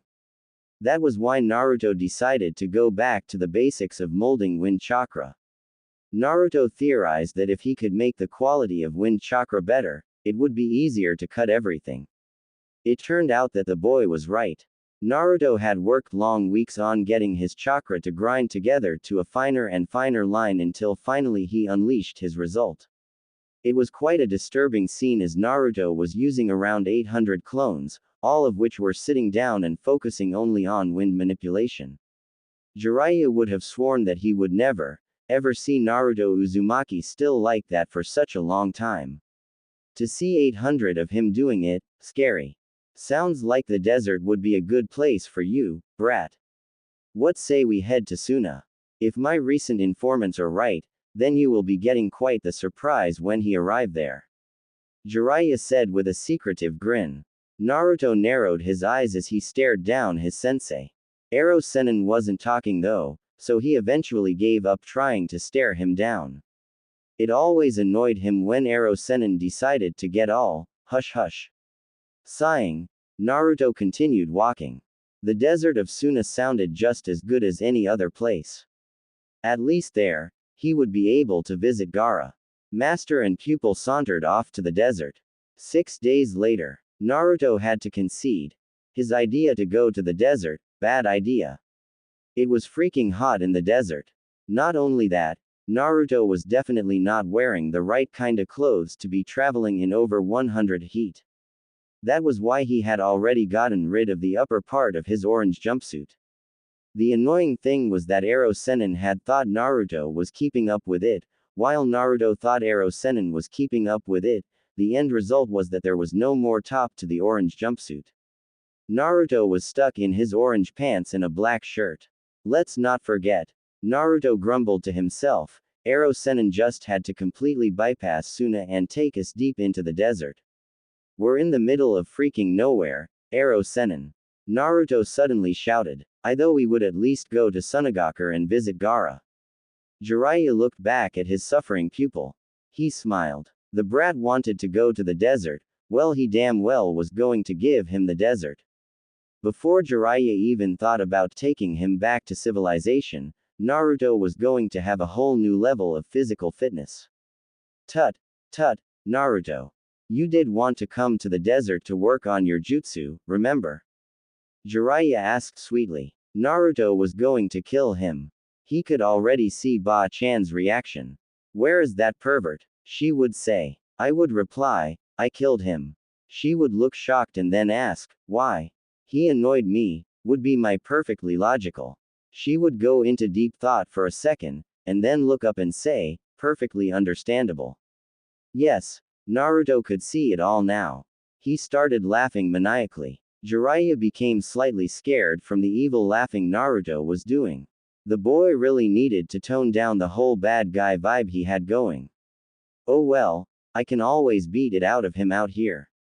Jiraiya developed his own evil laugh. Okay, Naruto. We are here, Jiraiya exclaimed while thrusting his arms outward. Naruto looked and looked, but all he saw was sand.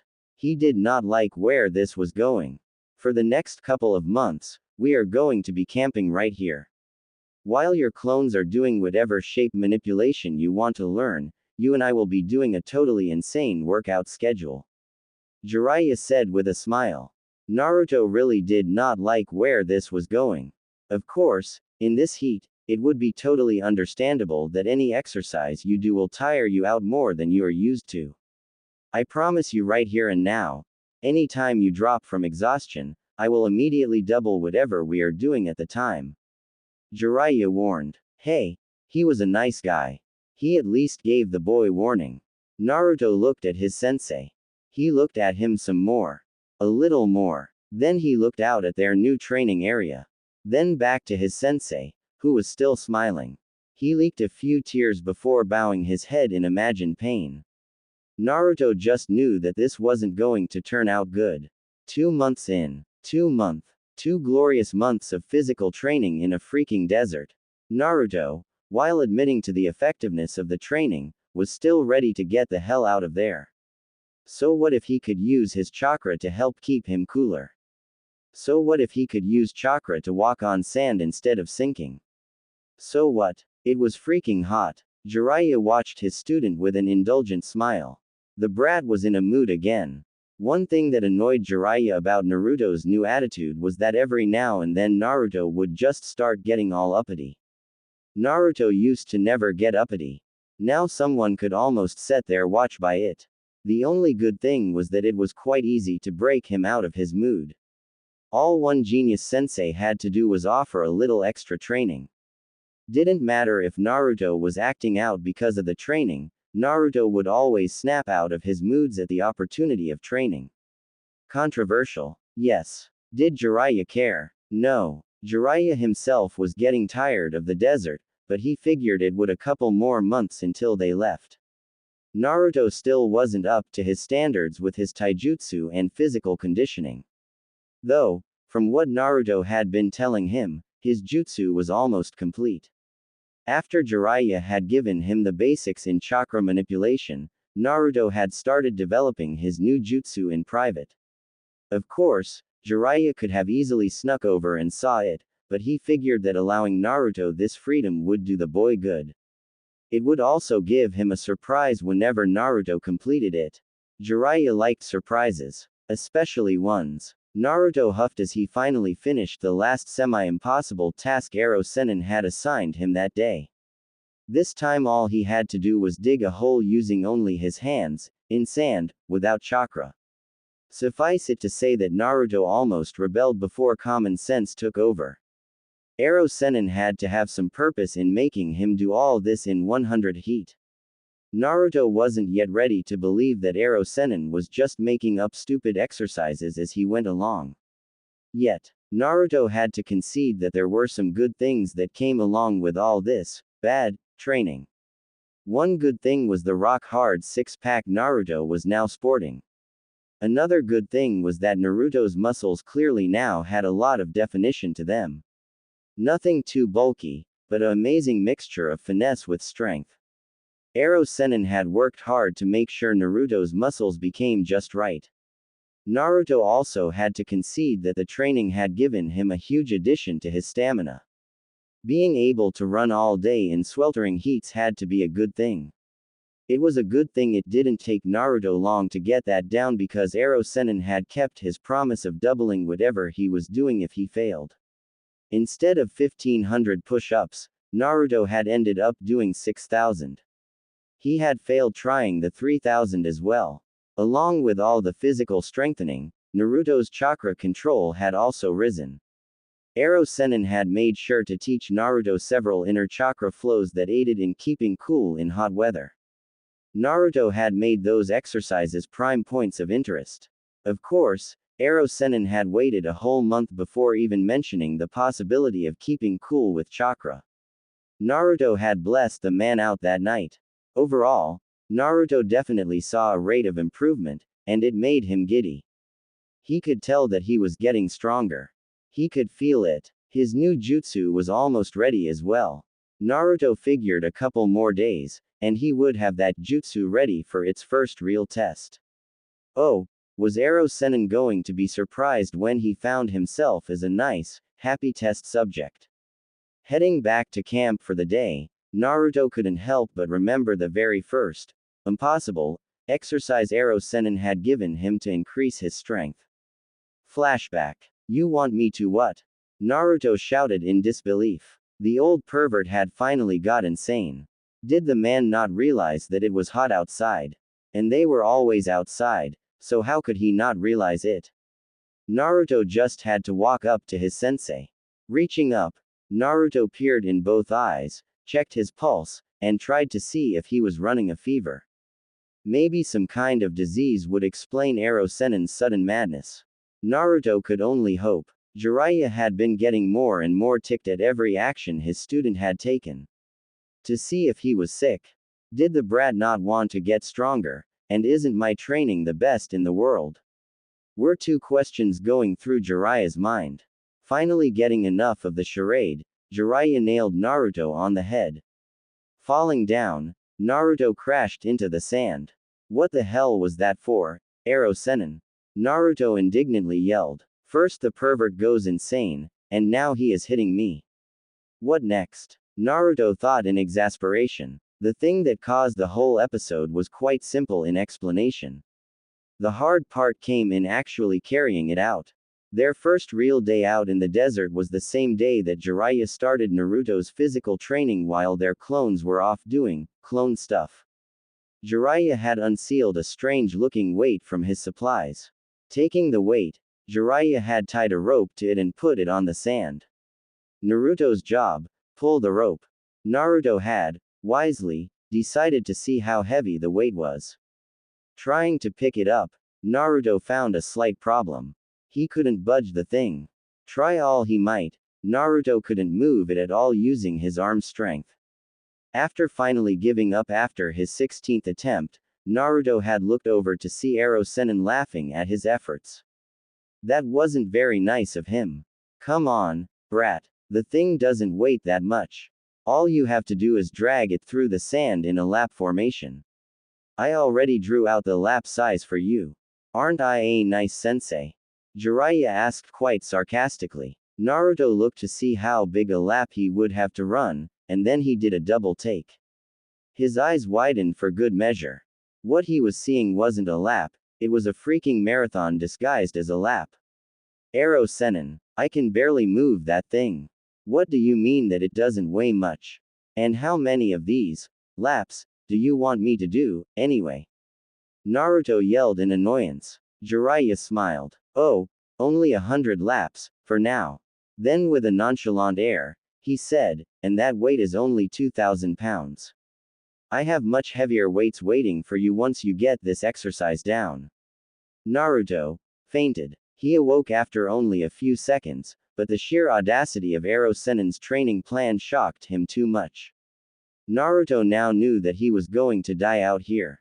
Ero Sennin had gone crazy and was trying to kill him. That's the only thing that made sense. Oh, and no chakra whatsoever.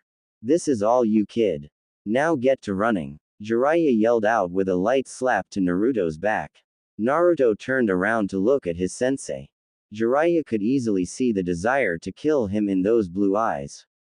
He chuckled. Die, Ero Sennin. Just die. Naruto ground out. Wants me to carry thousands of pounds, sliding through sand, without chakra.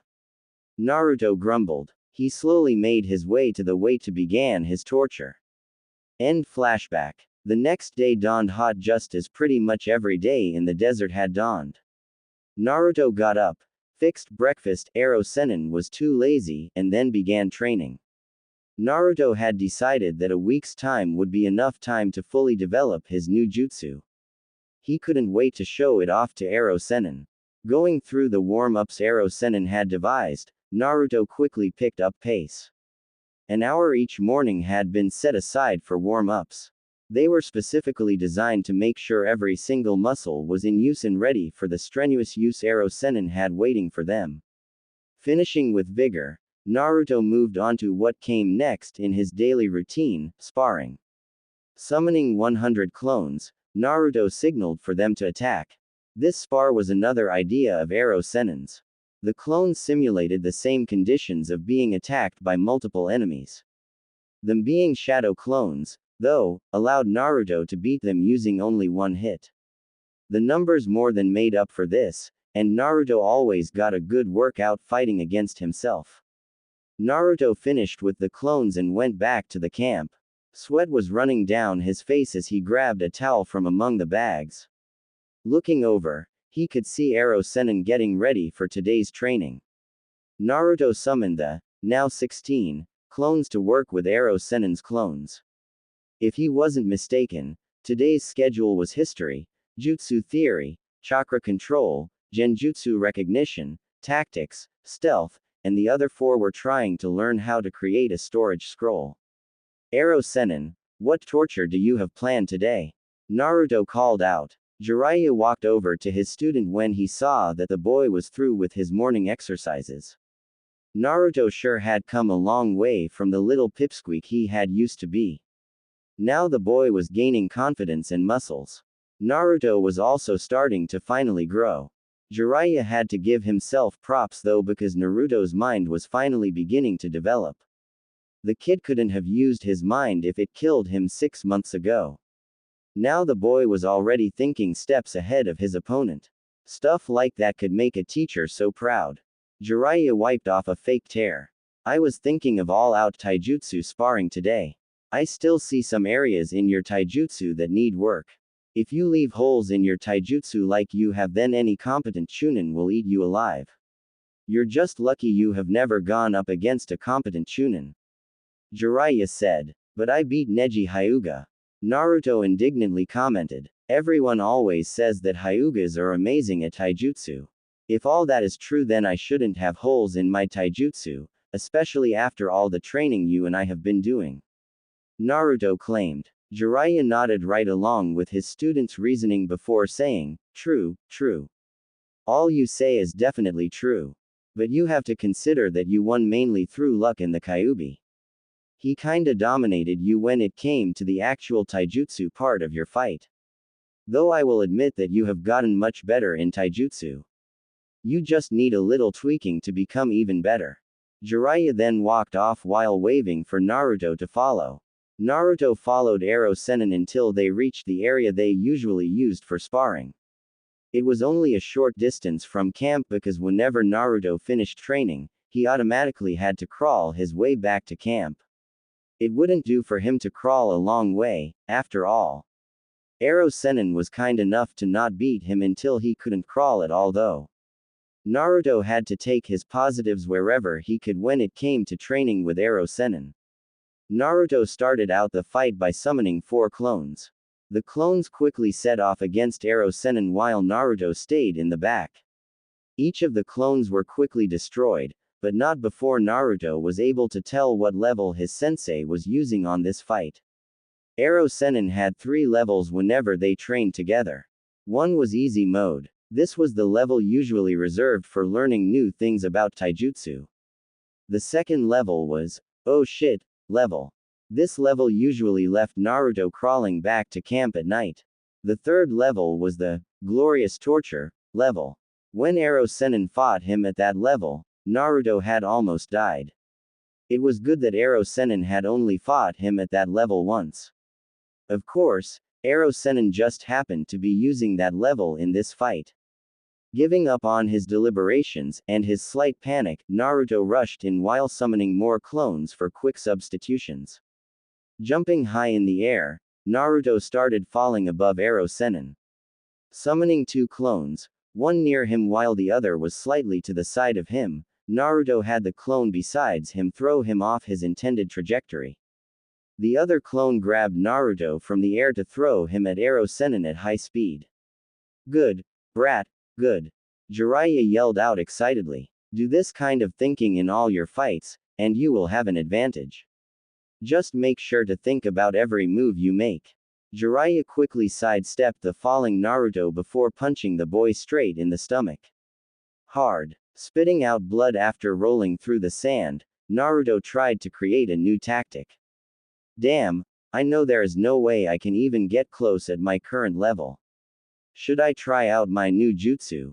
No, it's still not ready yet, and this is supposed to be taijutsu only, with clones. What should I do? Naruto narrowed his eyes in thought as he looked at his sensei. Running in a circle around Ero Sennin, Naruto analyzed his sensei from every angle. Before he could even think of a plan, Ero Sennin disappeared from his vision. Naruto realized that his sensei was about to attack him, so he ducked quickly, praying that his guess right. He only realized he was wrong when he found himself on the ground from another punch to his stomach. Dry heaving, Naruto tried to stand up as it felt like his insides were collapsing. Blurg. Naruto ground out before bending over and throwing up.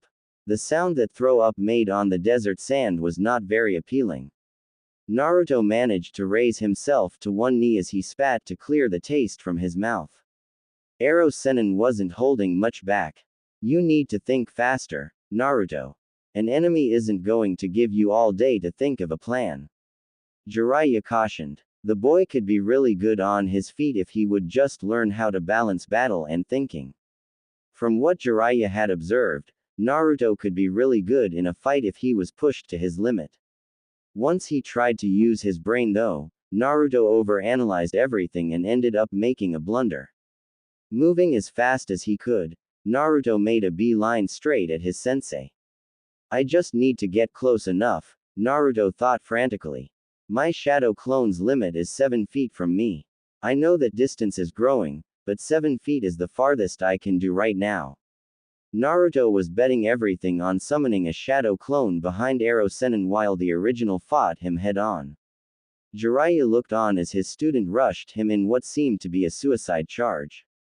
Jiraiya knew that the boy had a plan, but he wasn't sure just what Naruto had planned. Oh well, I will just beat him before he can enact his plan. Jiraiya thought with a smirk. Jiraiya rushed his student. Naruto's eyes widened as he saw his sensei heading towards him. Gulping, Naruto quickly made the seal and calling out his shadow clone. Naruto knew that he had already given his plan away, but he was still going to try it. The two met in a fierce taijutsu battle.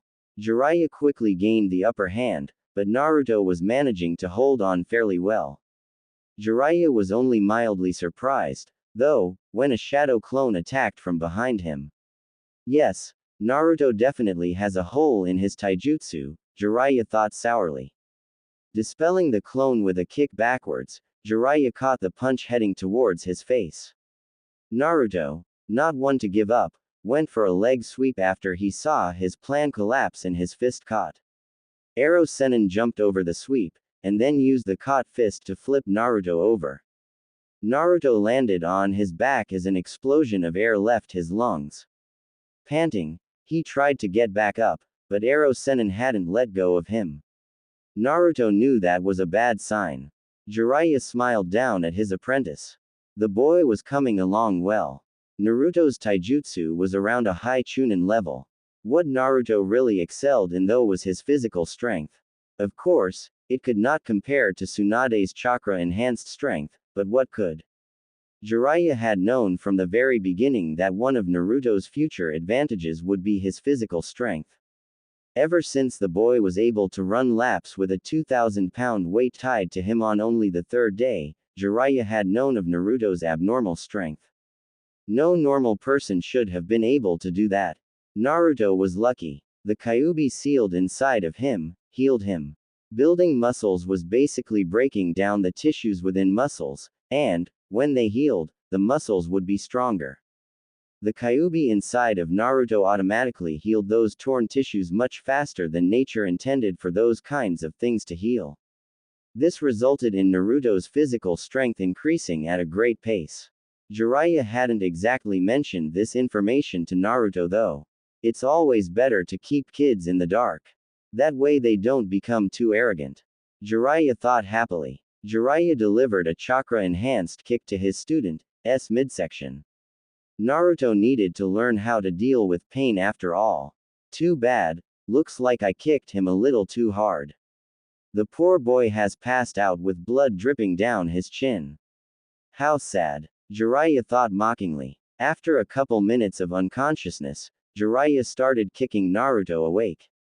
They weren't very hard kicks, but most people usually don't kick kids who have just passed out awake. Thus, Naruto woke in even more pain than when he passed out. Gah, Ero Sennin, do you have to be so merciless? Naruto asked with pain lacing his voice. Naruto had to speak in a whisper because of the pain racking his body. He knew that if he didn't have the Kyuubi then he would most likely be bedridden for weeks. The fox had its uses every now and then. So, what is my hole, arrow Sennin? Naruto asked impatiently. He wanted to have that hole fixed up as soon as he could. It really annoyed him that he could be beaten so easily, even if he was fighting against a Sennin. You didn't recognize it? Jiraiya asked surprised. He was sure the kid would recognize it. He had made the mistake right at the very end too. Oh, well, you need to learn how to use the Kage Bunshin without the hand seal. I could easily tell your plan at your last attack because I could see your hand sign. Same as when you took to the air. Your hand sign allowed me to pretty much know exactly what you were planning to do. Learn how to do the Kage Bunshin without hand seals, and your taijutsu will be that much harder to beat. Jiraiya lectured. Turning back to camp, Jiraiya threw over his shoulder, "You're summoning a clone away from you, that was pretty good for a brat like you. That was probably the best thing you did the entire match."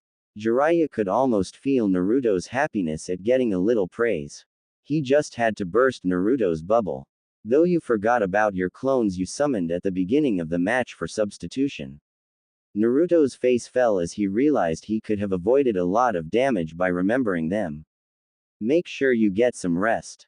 We still have a whole day of sparring at this level. You have 10 minutes. Jiraiya shouted out as he sat down at the camp. Naruto just panted in frustration. Arrow Sennin could be such a freaking pain. 1 week later. Okay, Arrow Sennin. Time to show you my newest jutsu made by yours truly. Naruto said excitedly. He couldn't wait for his sensei to ooh and ah at his awesomeness.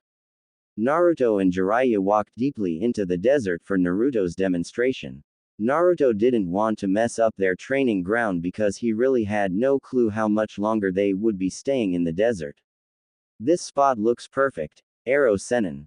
You ready to see a never-before-seen jutsu? Naruto was really excited. He hadn't been this excited since he first learned the Shadow Clone Jutsu. I mean, this is a jutsu that I created. Yeah, brat. Jiraiya lazily said. He didn't show it, but Jiraiya was very interested in seeing what his student had come up with. With that high-quality wind chakra and the sheer reach and power of it, Naruto should at least have an A- rank jutsu. The only thing that would prevent it from being A rank would be if Naruto tried to do something stupid that had no fighting purpose. Thinking about it, Jiraiya could see Naruto doing just that. Please, oh God, let the boy have not screwed up. Jiraiya prayed fervently. Here we go. Naruto shouted before raising his hands. Jiraiya was surprised, and very pleased, at Naruto's creation. The jutsu was very efficient. One of the best things about it in his opinion was that it did not require hand seals. That would obviously be a plus in any engagement.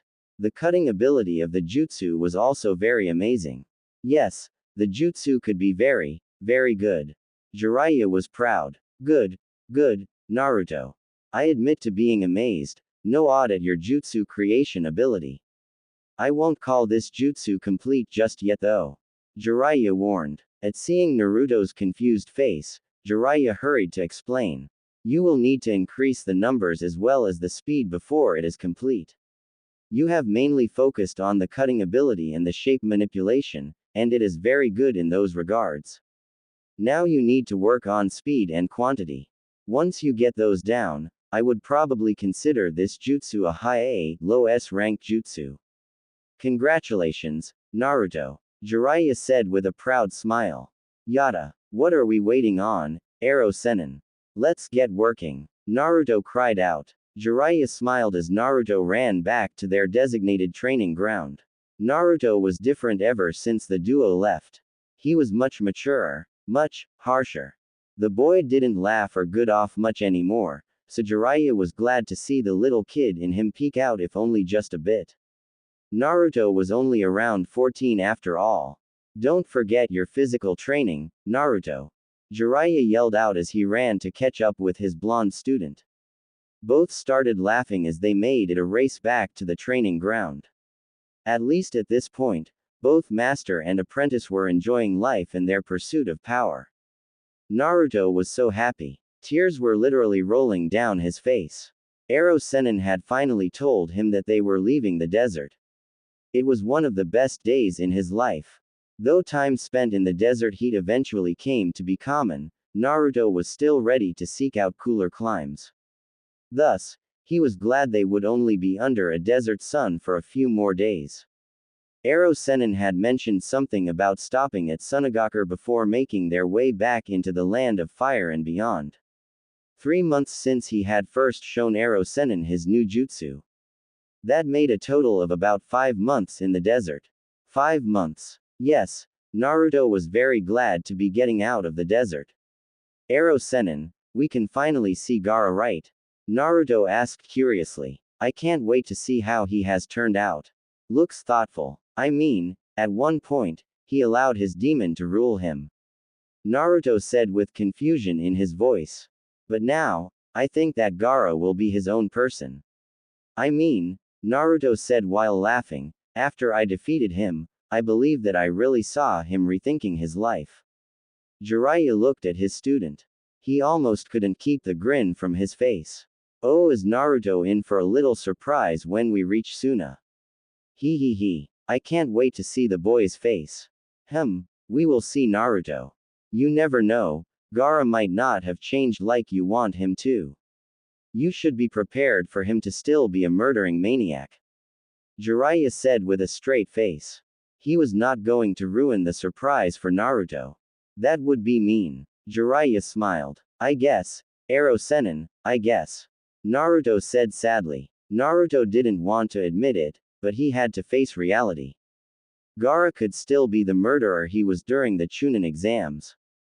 I hope not though. I hope that Gaara has changed, but if not, let's be off, brat. Jiraiya yelled out from the other side of their camp.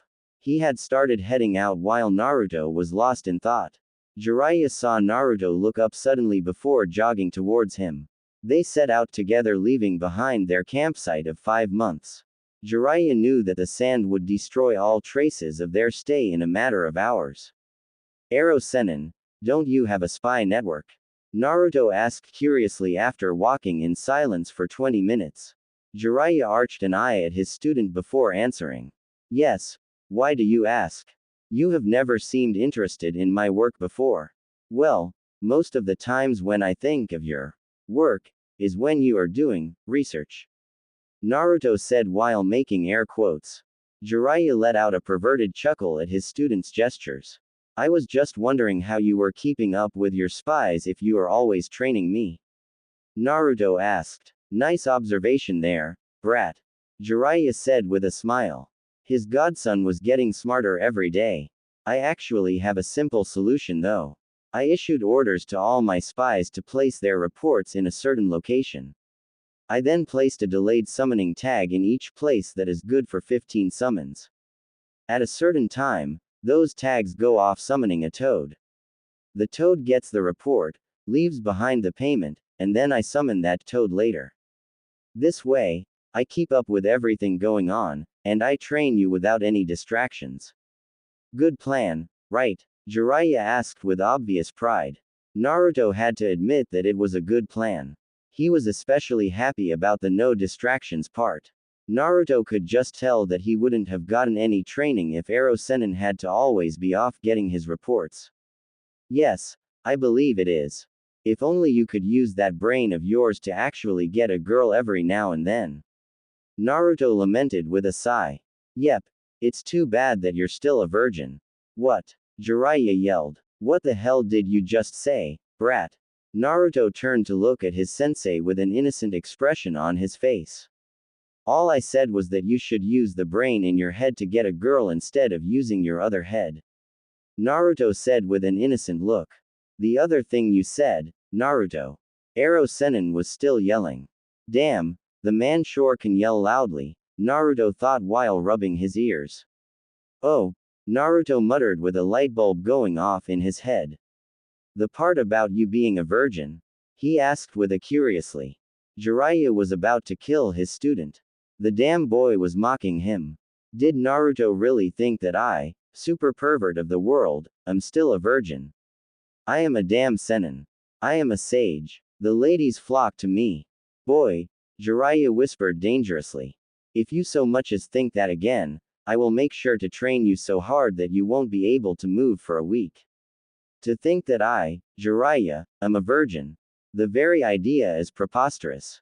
The ladies flock to me. The girls swoon around me. I am the sage of MT.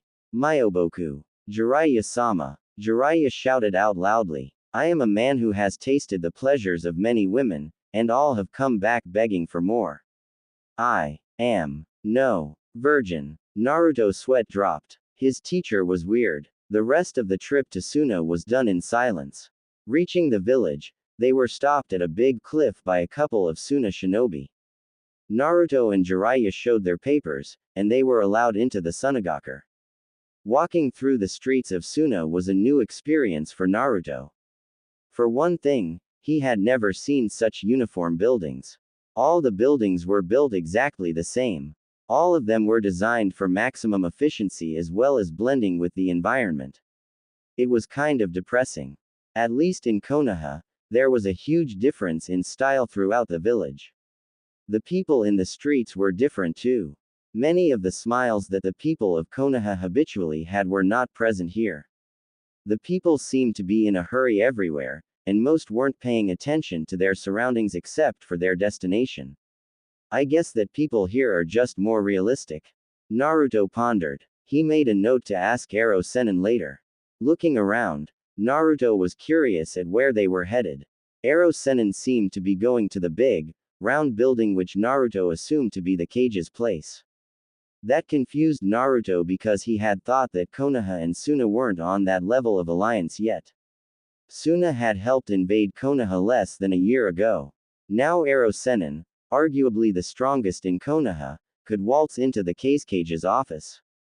Ero Sennin, what are we doing here? Naruto asked in confusion. He really didn't understand why they had even come into Suna. It seemed pointless. Of course he wanted to see Gaara, but Gaara could still be a crazy maniac. Patience, brat. Learn it, Ero Sennin said sharply. Taken aback, Naruto looked at his teacher in shock. That was rude. Walking through the cage's building, Naruto could see a couple ninjas shadowing them. It didn't really worry him since, well, they were about to meet the cage. Any village would have precautions in place just in case. Especially when someone as powerful as Ero Sennin showed up.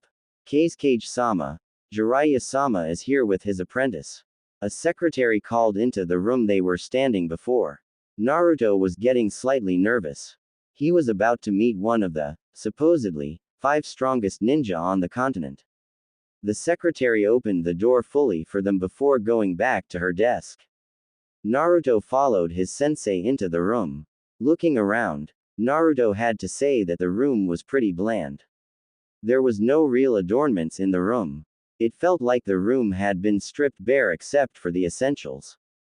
A desk, chair, 2 couches, and a bookcase were the only thing occupying any space. There wasn't even a rug to add any color to the room. Seeing the cage staring out the window, Naruto gulped. Firming his resolve, he stepped to Ero Sennin's side. He wouldn't back down in front of anyone. Thinking about it though, he wasn't really sure why he was nervous about meeting the cage. He never showed any real respect to either of the Hokages that he had known. Shrugging it off to think about another time, Naruto followed his teacher's example and gave a slight bow. Then Naruto received the surprise of his life, well, aside from Sakura and Sasuke betraying him. The man who turned to look at him and Ero Sennin was none other than Gaara. Naruto's eyes bugged out. He couldn't believe it. The same Gaara that had killed so many people from Suna. The same Gaara that was a bloodthirsty kid who allowed his Biju to control him. Naruto smiled. Gaara had changed. Hello, Naruto Uzumaki, Jiraiya of the Sennin. Gaara spoke in his monotone of a voice. Hello, Kage-sama, Ero Sennin said. Hello, Gaara, Naruto said. He couldn't keep the smile off his face if he tried. Here he was, Gaara, a person he really wanted to consider his friend. Kage, a Jinchuriki who rose up from being hated to reach the position of ultimate authority and respect. It was Naruto's dream lived out. He couldn't stop smiling. Gaara looked at the blonde boy in front of him. Naruto had grown. Muscles were now evident where before there were none.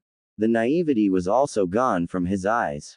Gaara idly wondered what had taken that look from him, but he could take a pretty good guess considering Konoha no longer had any Uchiha to its name.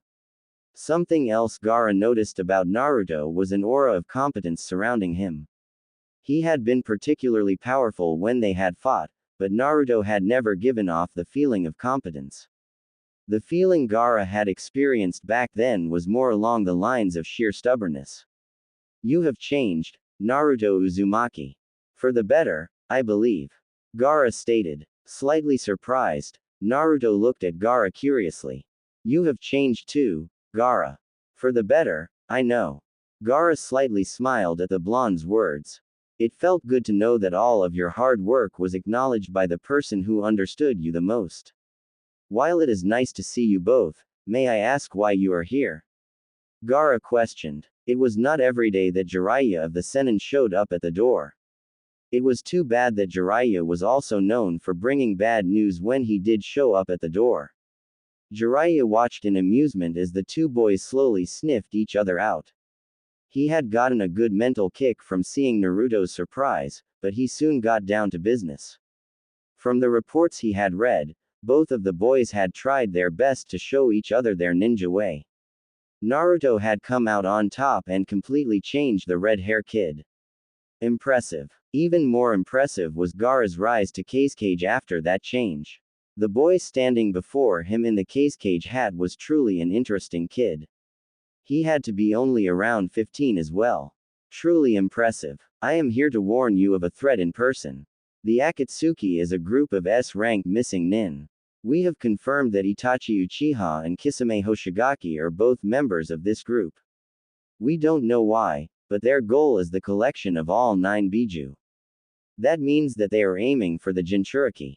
Jiraiya clarified in his most serious voice. Naruto had only ever witnessed this voice a couple of times. Once was when Ero Sennin was fighting Orochimaru. I am just warning you in advance. In about 2 years, they are supposed to really start moving against the Jinchuriki. I would advise you to beef up defense as well as prepare yourself for this ordeal. One of the reasons I am training Naruto is in preparation for their attack. Jiraiya said. Gaara looked at the man in front of him. Jiraiya had delivered alarming information. His reputation of being a man of bad news seemed to be accurate. Not allowing the surprise to show on his face, Gaara said, "Thank you for the information. Suna will be ready if they decide to attack." Putting the issue aside for further discussion by his top officials, Gaara looked to his guests once more. Ah, Ero Sennin sighed. Now that the serious stuff is through, let's get down to my other request. Tell me where the baths are. I need to do some research. Ero Sennin loudly shouted. Naruto sighed while shaking his head. His sensei would never learn. The man could be a complete idiot whenever it came to his research. Naruto could tell Gaara was getting agitated at the man's antics just from the way the sand was swirling around him. Maybe that was just agitation from their earlier talks. Nah. It was all Ero Sennin's fault. Oh, before I head to the baths, I did have one question. Is there any way you can give Naruto the Kase no Yaiba Jutsu, Wind Blade? Seeing the Kage's look of disapproval, Jiraiya hurried to explain. You don't have to worry about Naruto actually using the jutsu cough, much because I am hoping Naruto can convert the jutsu into his own little thing. Since I did give you that amazing information, don't you think it would be fair to give us something in return? Jiraiya said quite playfully. Gaara looked at the idiot pervert, legendary ninja in front of him. He could see Naruto Uzumaki off to the side with his face in his hands. Uzumaki was clearly embarrassed by his sensei's acts. As he should be. For Jiraiya of the Sennin to just ask for such a high-level jutsu from Suna like that. It was preposterous. The wind blade was a treasured technique of Suna. To just give it away. Gaara had to admit though to temptation. Naruto had changed his life. Naruto's light had shown him the way. Without Naruto, Gaara knew that he would have kept on killing until someone finally killed him.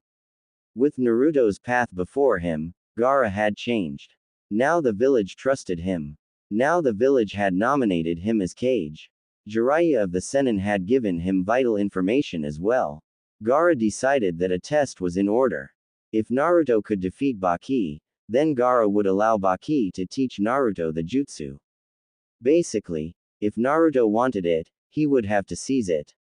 Smiling to himself, Gaara knew that his plan would show him even more of Naruto Uzumaki. Uzumaki seemed much more powerful now, and Gaara wanted to see that strength. The strength of someone who protected. Gaara wanted to see just how much it helped. Gaara became a Kage with that strength. Naruto had to become at least a Junin-level ninja with that strength. Okay. Gaara finally said. There are certain conditions though. Jiraiya's eyes narrowed when he heard there would be conditions.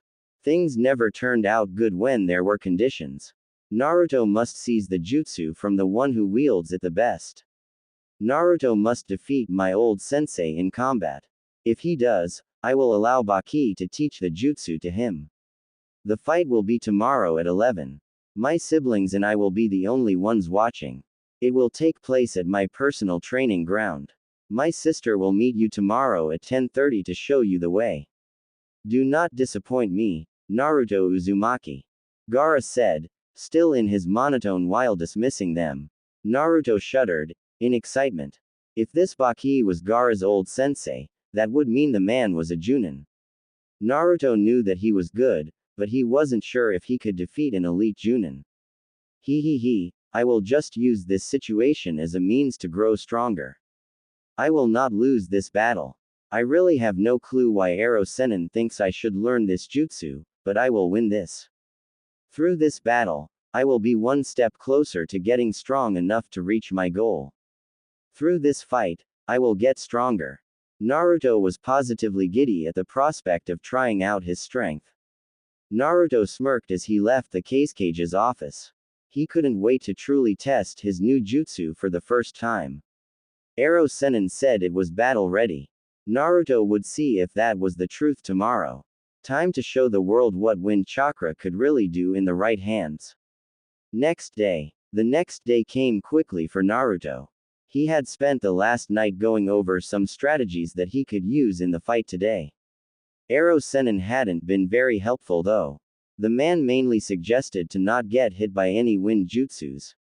Ero Sennin had also given the okay to test out the new jutsu though. Naruto couldn't wait. Temari walked to the hotel her brother had sent her towards to pick up Jiraiya of the Sennin and his apprentice. She didn't really know why Gaara was putting on this match, but it didn't make sense to her. Why was he willing to give up such a powerful jutsu to people from Konoha? It didn't make sense. Jiraiya's apprentice is probably some arrogant bastard anyway. Gaara should have given me the opportunity to learn the K's no Yaiba over some stranger. Temari thought scathingly. She arrived at the hotel with 5 minutes to spare. Seeing no one waiting for her made her slightly annoyed. The least the two could do was come meet her at the door. Temari walked inside the hotel to the front desk. Hello, Temari said politely. Can you tell me which room Jiraiya and his apprentice are staying in? She asked. The owner of the inn was in shock. In front of her was the beautiful sister of the Kage. Of course, Temari-sama. I would be happy to. They are staying in room 34. Is there anything else I can do for you, Temari-sama? The owner asked with much flattery. Temari thanked the woman and told her that she didn't need anything else before walking away. Sometimes she really couldn't get used to the villagers' complete attitude change. Just a year ago the woman would have answered with a scared tone because people thought her brother must be with her if she was near. Now everyone was always nice and tried to do everything they could to get on her good side where the Kage would hear of them. It was almost sickening how fickle the villagers' thoughts were. Temari arrived at the door and knocked. After waiting a few minutes, the door finally opened, and Temari was surprised, to say the least. The person in front of her was none other than Naruto Uzumaki. The same boy that had defeated Gaara during the invasion. No wonder Gaara allowed him to try to gain that jutsu, Temari thought wonderingly. Naruto opened Gaara's eyes to the world. Without Naruto, Gaara would never have risen to where he is today. Naruto. Temari exclaimed. You are the student of Jiraiya of the Sennin. Naruto looked at the pretty girl in front of him. If he remembered correctly, this was Gaara's sister, Temari. She used wind jutsus during the Chunin exams. Yeah, Naruto chuckled. The old pervert has been training me for a while now. Temari, right? Naruto asked. Yeah, Temari said. She then rushed up and gave Naruto a hug. It was a big hug with her arms wrapped around him as far as they could reach. Thank you, Naruto Uzumaki. You saved my brother. Temari whispered into Naruto's ear. Naruto was shocked. He could honestly not remember getting a hug like that from a girl anywhere near his age range. Of course Ba-chan had hugged him good, but she was like, really old. This was a girl only a couple years older than him. He hugged her back. No problem. I am glad that Gaara changed. Naruto said with a smile. He truly was glad. It made him glad to know that a person who was so like him had changed with his words. It made him glad to know that Gaara was no longer a killer. Now, Gaara was a protector. After a couple of seconds of peaceful feelings while hugging, Jiraiya just had to break it up. He couldn't let such a great opportunity pass him by after all. Throwing his arms around both kids, Jiraiya shouted, yes, let us all love each other. By the power of hugs will all the world bow. Naruto couldn't help it. He started dying out laughing. Ha ha ha. The ridiculousness of his sensei was just too damn much. Arrow Sennin, one day someone is really going to destroy you because of your sense of humor. The stupidest things just come out of your mouth. Naruto thought with tears coming from his eyes. Arrow Sennin truly was something. Temari just looked at the man who was supposed to be one of the strongest in the world. After seeing Naruto break into what looked like painful laughter, from the stupidness of his sensei, she was sure she was really starting to worry about the sanity of one of the world's strongest men. Who the hell says shit like that? Temari thought inwardly. Naruto finally calmed himself down enough to push Arrow Sennin off of Temari and himself. His fellow blonde did not look amused. Arrow Sennin's humor took some getting used to, and medication. Well, now that the comedy show is over, how about we get going? Naruto loudly asked. Seeing Temari's quick nod, they both left before the pervert could get up. Running outside, Temari and Naruto made quick work to the training ground. Jiraiya was still on his ass. Damn kids. He grumbled. No respect. What is wrong with hugs and love for the world? He asked the world at large. Unfortunately, he found no answer. Deciding to finally get up, Jiraiya made his way to the lobby to find some directions. He had absolutely no clue where the training ground was located. You finally arrived, Temari, Naruto Uzumaki.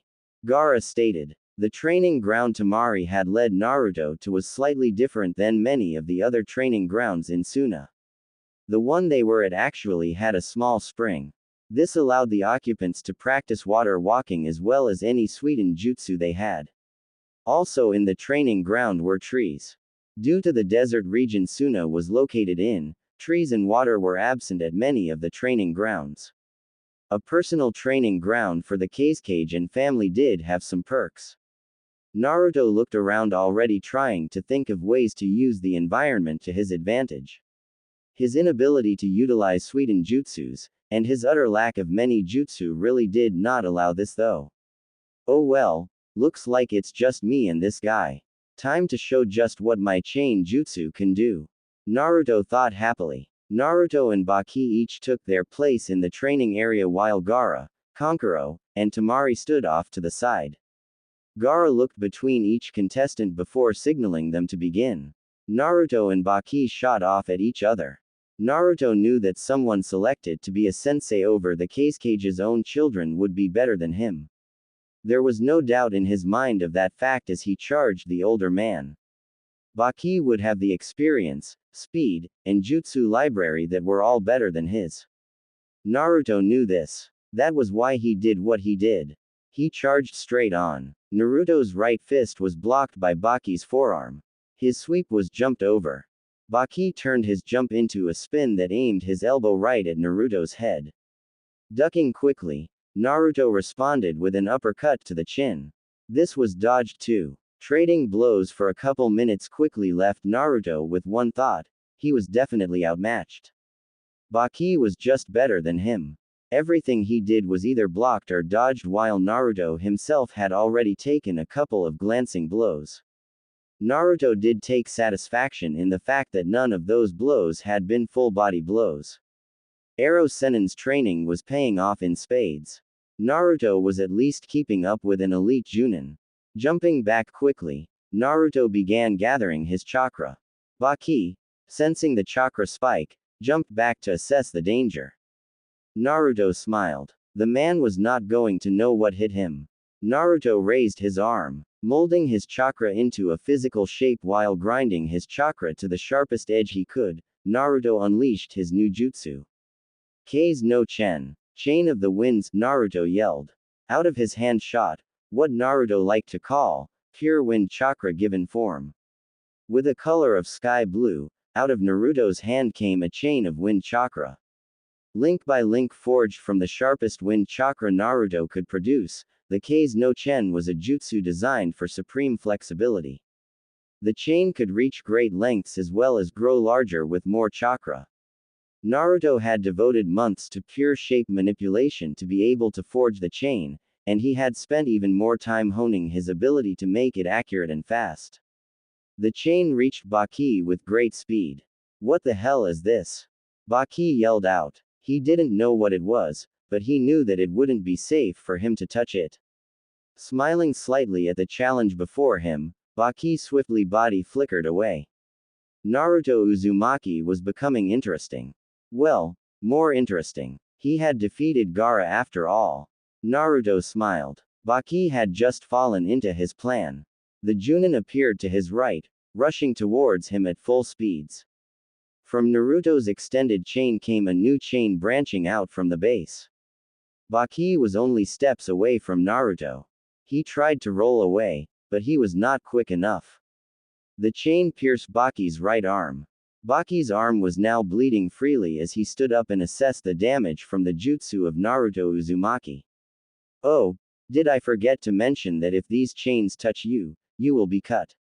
Naruto said cheerily. Baki grimaced in pain. A freaking kid had just injured him. So what if Naruto was Jiraiya-sama's apprentice? The kid was only 14 or so. Well, Naruto Uzumaki, you have gotten me interested. Care to tell me about that jutsu of yours? I have to say that I have never seen anything like it. Baki called out. Naruto smirked. I will pass, Mr. Elite Junin. He said. I am not stupid enough to tell you the secrets of my jutsu which I am going to use to beat you. Naruto said in a sing-song voice.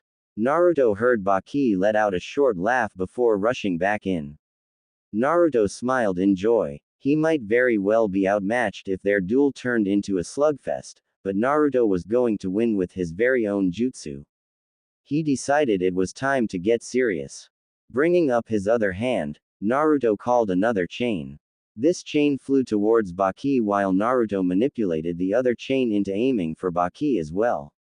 In midair from the base of Naruto's palms, many more chains spiked out around the central chains.